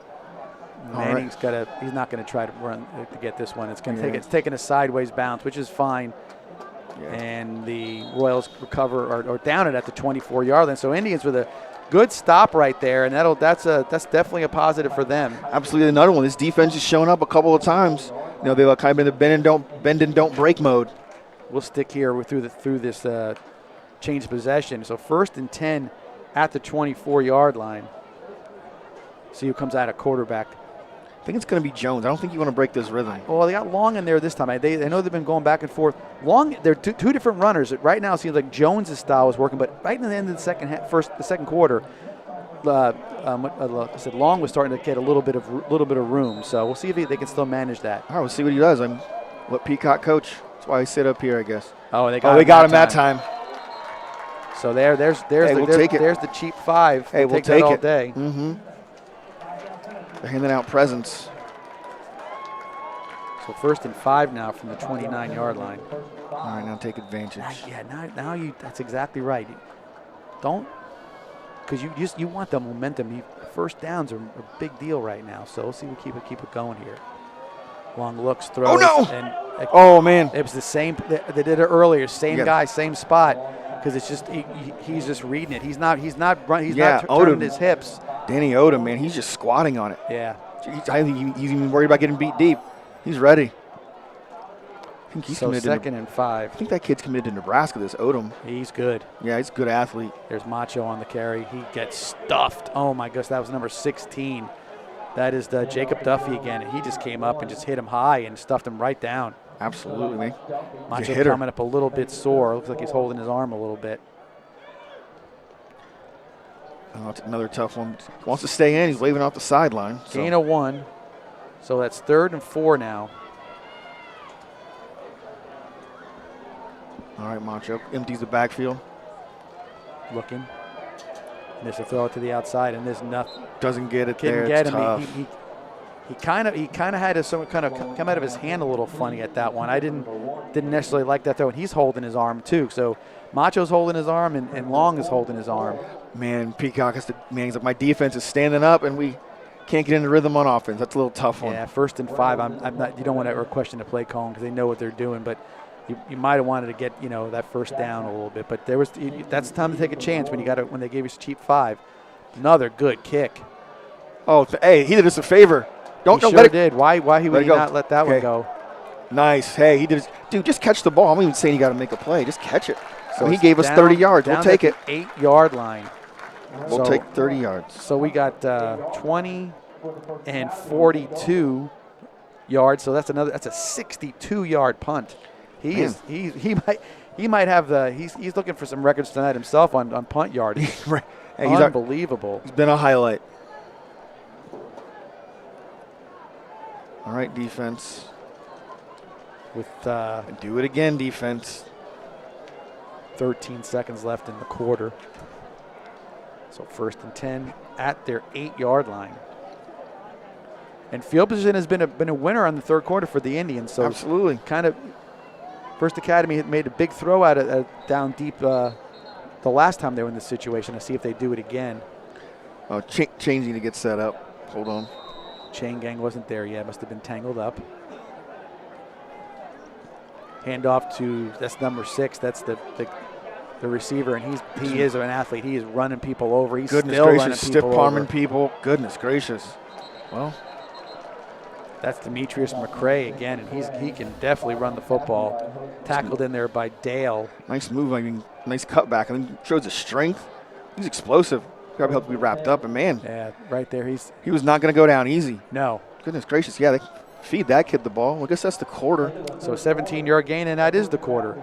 With your score, Royals 21, Indians 7. We'll be back here for the fourth quarter right after this. I'm gonna give him more. It's Maverick for our friends at Tommy's Express Car Wash. You won't find a better wash than at Tommy's Express. 3 minutes in and out to save you time. With Venice now open, Tommy's now has 8 convenient locations in the area and many more to come. Join the Tommy Club here and you're a member at them all. Text the word WORKS to 52884 and get a free Works wash. Good luck this season and go Indians! Tri-County Land Development, servicing the Charlotte, Sarasota, and Manatee areas for over 19 years. Quality workmanship in residential and commercial site development ensure that what you need is done right the first time. Tri-County Land Development.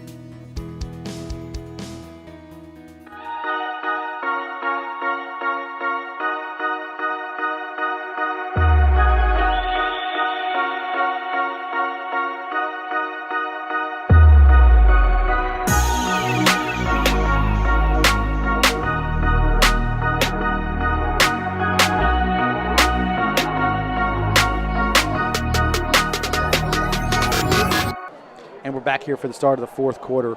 Royals are 1st and 10 at their own 25-yard line. Dillard still in quarterback. And he's going to feed the big guy, number 6, and he is a runner. He is. Got to make a play, get a tackle. Let's go. Hustle, guys. That's Hayes on the tackle, but this kid is, he's a special athlete. We were just talking about him during the break, and man, McCray breaks another one. Nice block, and those big guys leaning on you, kind of eat you up. And they get McCray in open space. He makes people miss. Man, he couldn't have got his flag. Runs hard. 35-yard run on that one. He's just chewing up yardage. Big guys pushing on him. See the defensive line can respond. And he looks fresh. Yeah, he does. And they're going to feed him again. Feed him Why again. not? This time All right, he's, boys, he's stand moving up. the pile. Good Brought job. down by Charles and Weatherington, along with Campbell.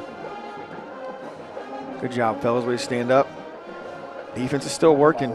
Defense is still working. So they give him a gain of 3, 2nd and 7. Yeah, there's no way that we both know Coach Larry Shannon pretty well. Absolutely. On defense, he's not going to let them, just lay down and not play hard. He's always about playing hard.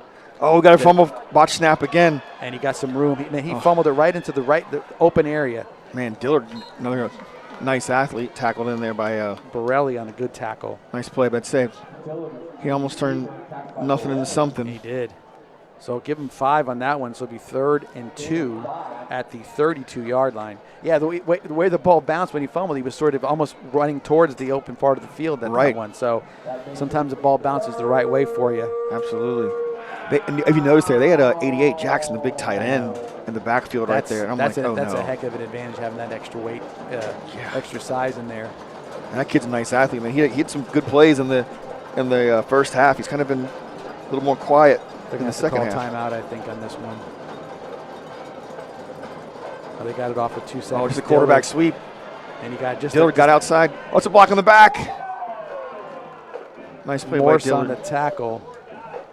But he just got outside the first contained guy and then cut it upfield and got a nice first down on that one. Dillard now being a part of the run game too.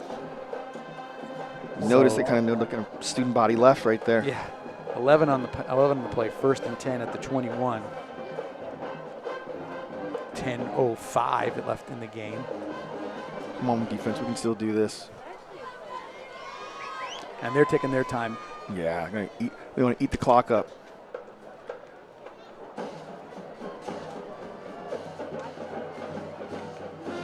Dillard looking to throw.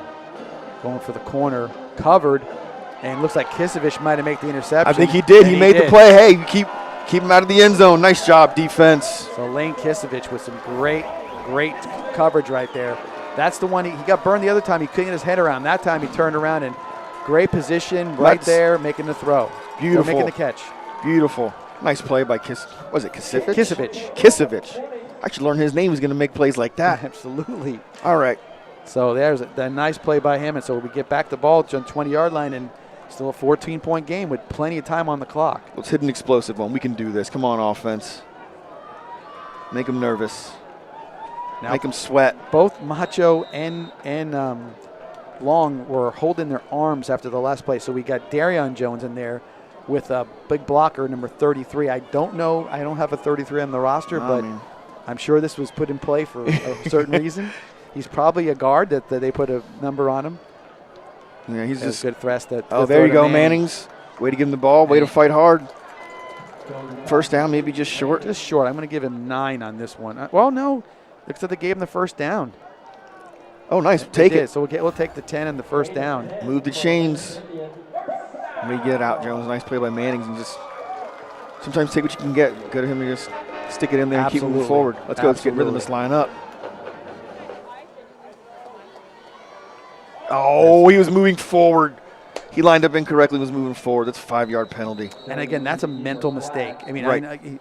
And you know, it's like, yeah, but you gotta be aware of the situation, especially when they run the tempo, because that's when you can really get yourself in trouble and lose momentum. So it'll be a 5-yard penalty. Takes the Indians back 5, makes it 1st and 15 from the 25-yard line. You know, we've had a couple of those, really slow up our rhythm, really jam up our offense. When you play with a tempo like this, it slows everything down. Mm-hmm. They get a breather. They get their people on the field, whatever they're trying to do. Absolutely, the penalties slow everything down. So 1st and 15. Jones quarterback run again. Kind of tries to elude big number 13. That being Ryan Smith. Looks like he got 2 yards. 2nd and 13. And 2nd and long. Let's see what we can do. Manning's been our go-to guy.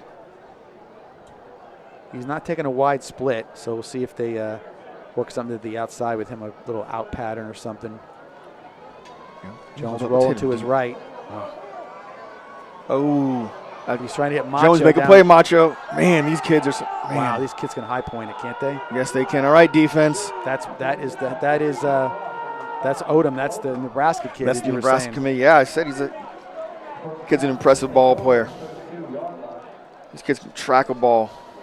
You watch the kid, good. I mean, put it out there where he can get his hands on it. Macho's right there, but he just high points it over the top and boom, right there. I mean, just as Kisevich makes a play, their DB Odom makes a play also. So good play by them, that's for sure. Yeah, it's tough. So 1st and 10 now with the 32, and you really can't trade turnovers and changing possessions at this point, because the clock's going to be your enemy if you keep doing this. Yeah, especially with running backs like McCray in the backfield. Feed him again. Oh, he went right by him. That was Neely. He went right by the ball carrier. Yeah, you got to get those, man. Keep the eyes up, man. It's tough. Ashari and somebody else is on the ground hurt.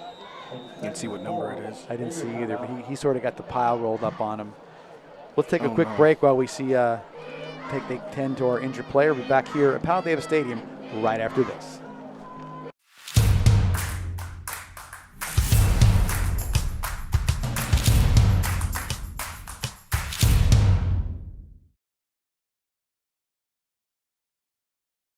Somebody help! When Venice needs a hero for their roof, Mighty Dog Roofing answers the call, serving Venice homeowners with expert roofing, installation, and repairs. Trusted by your neighbors from Lakewood Ranch to Venice. Fully licensed, insured, and committed to 5-star service. Proud sponsors of Venice High School football. Let's go Indians!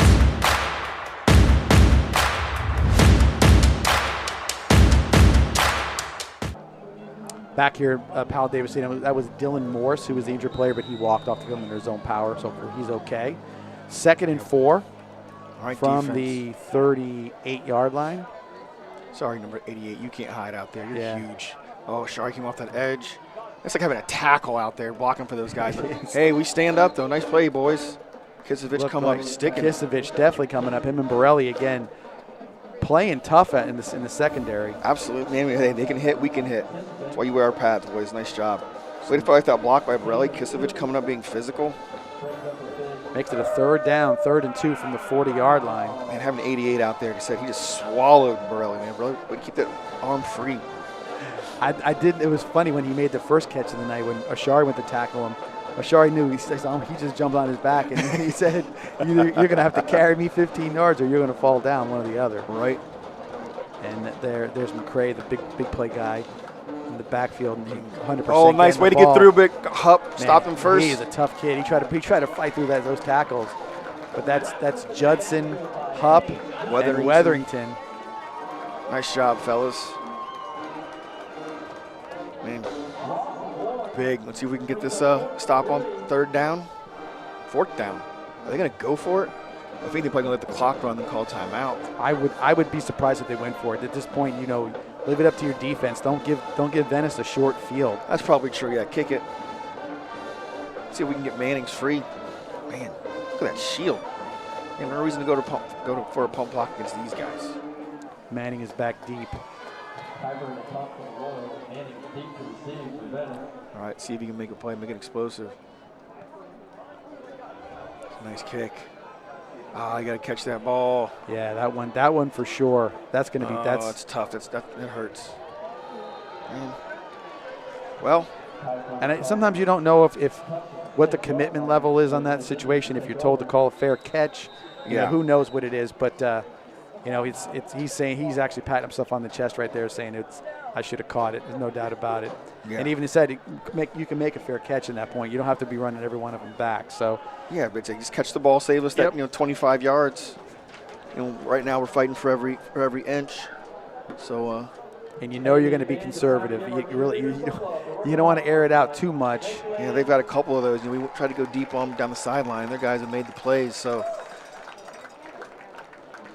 Everyone's faithful. So Nate, I'll ask you a question. I didn't ask the other guys a question. So do you have a memorable moment in that state championship game, the one that either you felt that this is we got it, or something that you remember because it was a spectacular play, anything in particular? Even maybe the bus ride up. I don't know, whatever's a memory for you. I guess I'll say it like this. I was more like a human victory cigar when it came to football. I love the game, but if I was playing like Trey and Ardell and Shane and Britton and Phil and Alan Lawrence, they had done their jobs. So I was just getting to go out and research. So honestly, just getting to play was great. So, but then just Richie Marshall made like a diving catch at the 1-yard line, and that's when you knew. Yeah, I was like, they're in trouble. Oh, there you go, nice play. There you go. Let's go. Line up, boys. Let's go.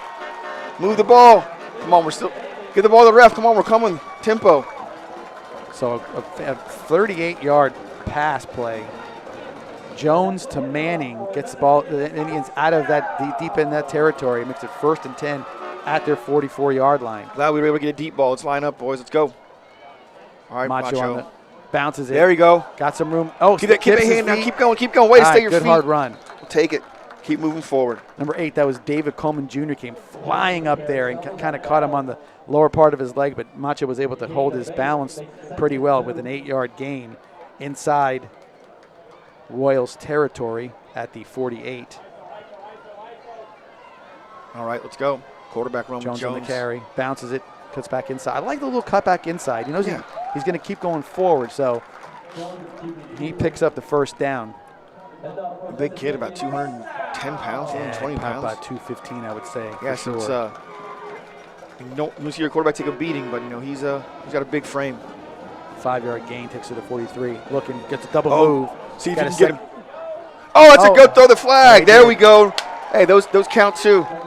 Yeah, no, they could. The double move worked, but they had to tape the safety over the top. Yeah, he was ready for that side, but he was ready for it. They kind of knew it was coming. I think that's why Odom is so aggressive on those plays, because he knows he's got help over the top. He does. You're right. But number 20, who was that one? Man, tough penalty. That's Jamarick Smith, D-back, 6'1", 170. All right, hold on. We'll move it up. 15 yards, 29-yard line. So first down up to the 28. Jones on the keeper. Squeezes through, rolls out of a tackle, and gets it to the 26-yard line. That's number 20 making the tackle. That's Jamarick Smith on that one. Hey, let's say he said redemption time. I'm coming to get him. There's no doubt about it. All right, Jones getting the play from. And Macho's back in there. Let's get the ball number 2. Let's see if we can do something. Let's go, O-line. Let's go. Getting that momentum. There you go. There he goes. There you go, Macho. Ooh, oh, man. My goodness. It's a physical football team, man. They're still hitting. That was number 7. That is Devin Jackson. I mean, he came up with bad intentions. Absolutely. He was coming with it. And sometimes you don't expect that big of a load coming at you. Yeah. So the ball's up to the 21-yard line after that 5-yard gain, so it's 3rd and 3. Peacock's been leaning on the quarterback run game in this situation. So I imagine he probably goes there, and this is a 4-down territory. Jones sneaking. Oh, he slipped. He's just short. Just line up and go for it. He's on the 19, so he's very close to the first down. It's about 1 yard.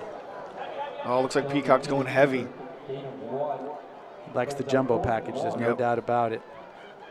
Yeah, extra guard. And I like the fact that he's got so he Matthew two guys out in there. Macho got it. All right, the first down. Oh, keep going. Nice job, Macho. Way to squirt it through. Down to the 12-yard line, 7-yard gain, first down. Let's see if Peacock stays heavy. I would right here. I would right now. I'd stay in that rhythm. Just keep hitting them. Let's go. Load first up. And 10. Challenger boys. This time Jones keeps it. And he's going to lose some yardage. He only probably picked up 1. I like the idea to go heavy. I think they're about to go with their regular personnel again. They're going to stay in heavy. Let's see what happens. They got a loss of 1 on that play. 2nd and 10. 2nd and 11, I should say, from the 13. They can still get a first down. They get inside the 3. Absolutely. Quick throw, catch. Nice. Manning, touchdown. Hey, we're still in it. Saw the coverage was man-to-man, and he got the inside leverage on him, and he's in there for the 13-yard touchdown. Nice throw by Jones. Nice catch by Mannings. Just beat him inside, like when you are heavy like that. I guess good job by Peacock staying with it. We question everything, but again, that's why I sit next to you. 3:55 left in the game, and the Indians have knocked it down to 8 points. Big extra point here for Reynolds. How many timeouts we got left, 2? I think we've got at least 2. Let's see if we can stop these guys. Have extra a chance. Point is up, and it's good. All right. So he puts it through, and now it's 3:55 in the game. I mean, are you willing to take the risk and maybe go for an onside kick right here? I wouldn't like to, but sometimes what Peacock does, he says, I think this happened last year when we played Coco. He was like, we couldn't stop that Javon Boggs kid. Right. We couldn't stop him, and he onside kicked it to keep the ball away from them. Yeah, no doubt. So. Again, tonight's kickoff sponsor is Star Cooling Solutions, family-owned and operated right out of Venice. From installs and maintenance to duct cleaning and 24/7 service, Stark has you covered. Call 941-390-1090, 941-390-1090 today. Star Cooling Solutions, where comfort meets integrity.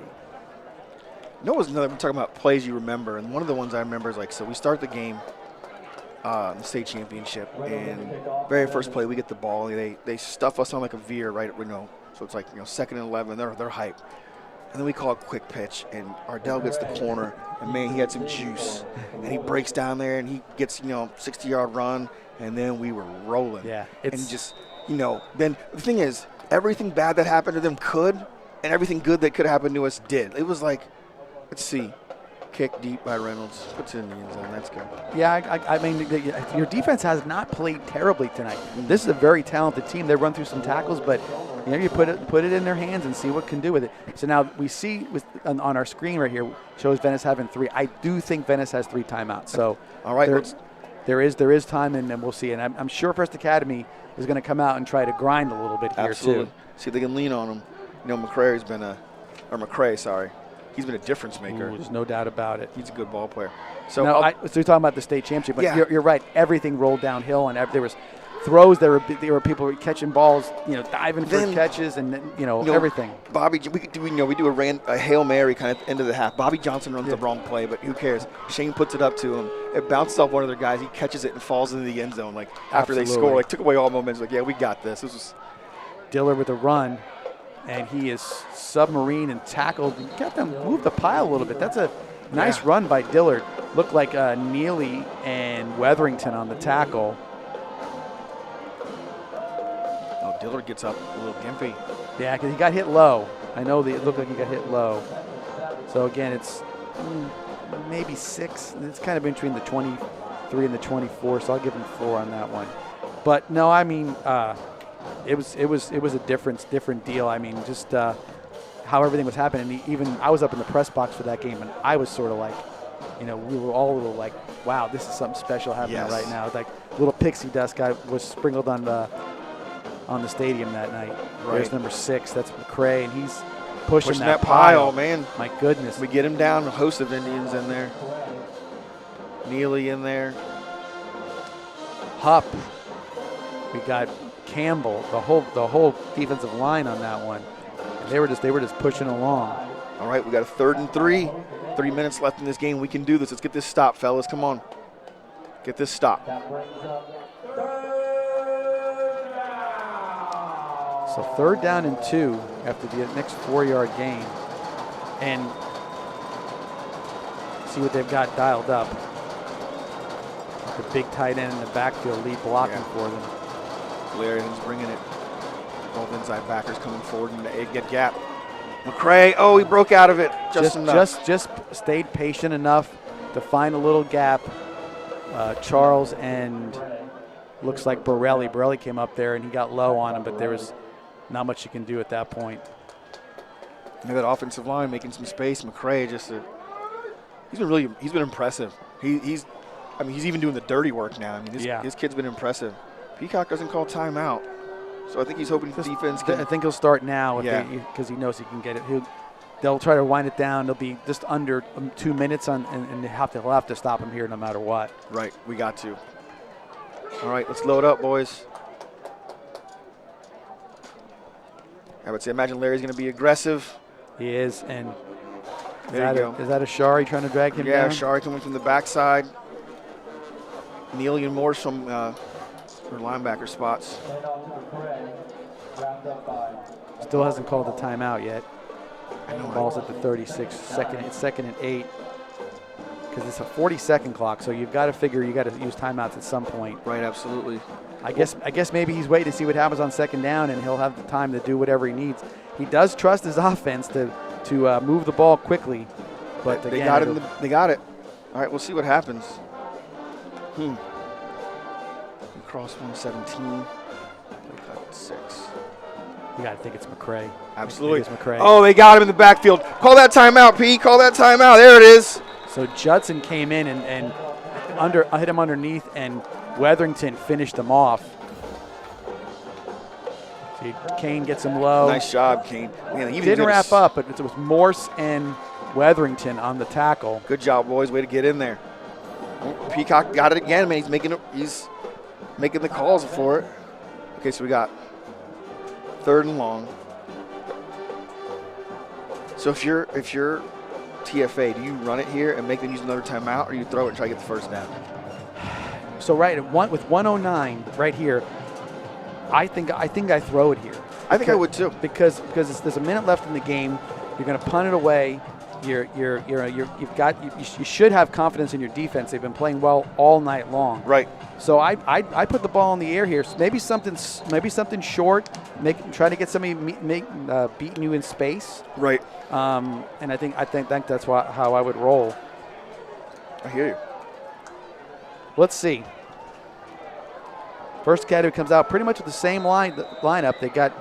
They're 3 wide, and they got the big tight end in the blocking position, and it's McCray. McCray. And he's got open field. Oh man, this kid. And that's the ball game. Wow. I wouldn't have expected it. Maybe Venice wasn't expecting it either. But Hayes and Borelli and Walker Brown on the tackle, and that should do it for the. Man, we just few too many turnovers on this one, and Yeah, no doubt. Couldn't just get over the hump, man. We dug ourselves a hole, but man, our boys almost fought out of that. Know what the difference is? That kid toting the football right there. McCray was just a monster. He was everything in the back in the second half. He did everything for them. And let's say caught the football as a receiver. Then when who was it, 22 when Powell goes out. Powell went out the starting running back. They should shift this kid to the backfield. And oh man, just now it's 40 seconds, man. You're good. No, they shift this kid to the backfield, and he made the plays. He's explosive in the run game. And Peacock's not going to worry about his 2 timeouts. He knows it's not worth it. So that would be the ball game. A very competitive second half after a first half.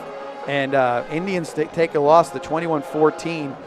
First Academy obviously can't be in the playoffs, but this is like a playoff game for them to come here to Venice and put a victory on the board. They came with it. They're a physical football team. They're impressive-looking football team. Yeah, there's no doubt about it. They have a lot of guys, explosive athletes. We talk about Odom, the defensive backs going to Nebraska.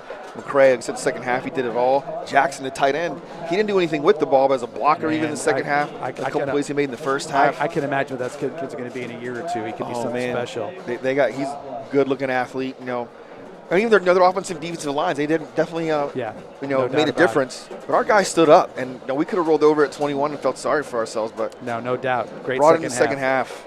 We'll take a quick break. We'll do that. We'll wrap up everything for tonight. All the festivities, the game, the championship team, and everything else. Take a quick break. Come back here at Powell Davis Stadium to wrap things up right after this.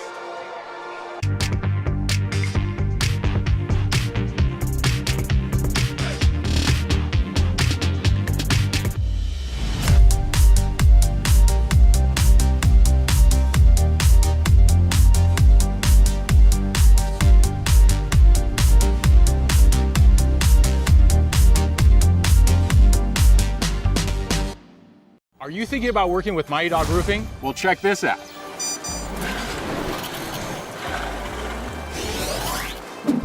Schedule your free inspection today, and you can receive $500 off your next roofing project. That's a top dog offer right there. Proud sponsors of Venice High School football.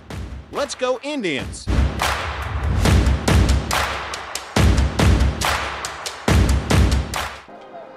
And we're back here at Powell Davis Stadium. Final score is the First Academy Royals 21, Venice Indians 14. And Nate Cowan's here with me, and also a friend of ours, also Mr. Matt Britton, another 2000 state championship gentleman, has worked his way up to the press box. But big night tonight here at Powell Davis Stadium with you guys being celebrated as state champions. 25-year anniversary. I know that's cool. 25 years. It sounds weird. Wait till you start here in 40. I'll just tell you that. Oh man. And so, but as far as tonight's game is concerned, I would think it was a tale of two halves, I would say. I think the Indians came off, couldn't get any rhythm going.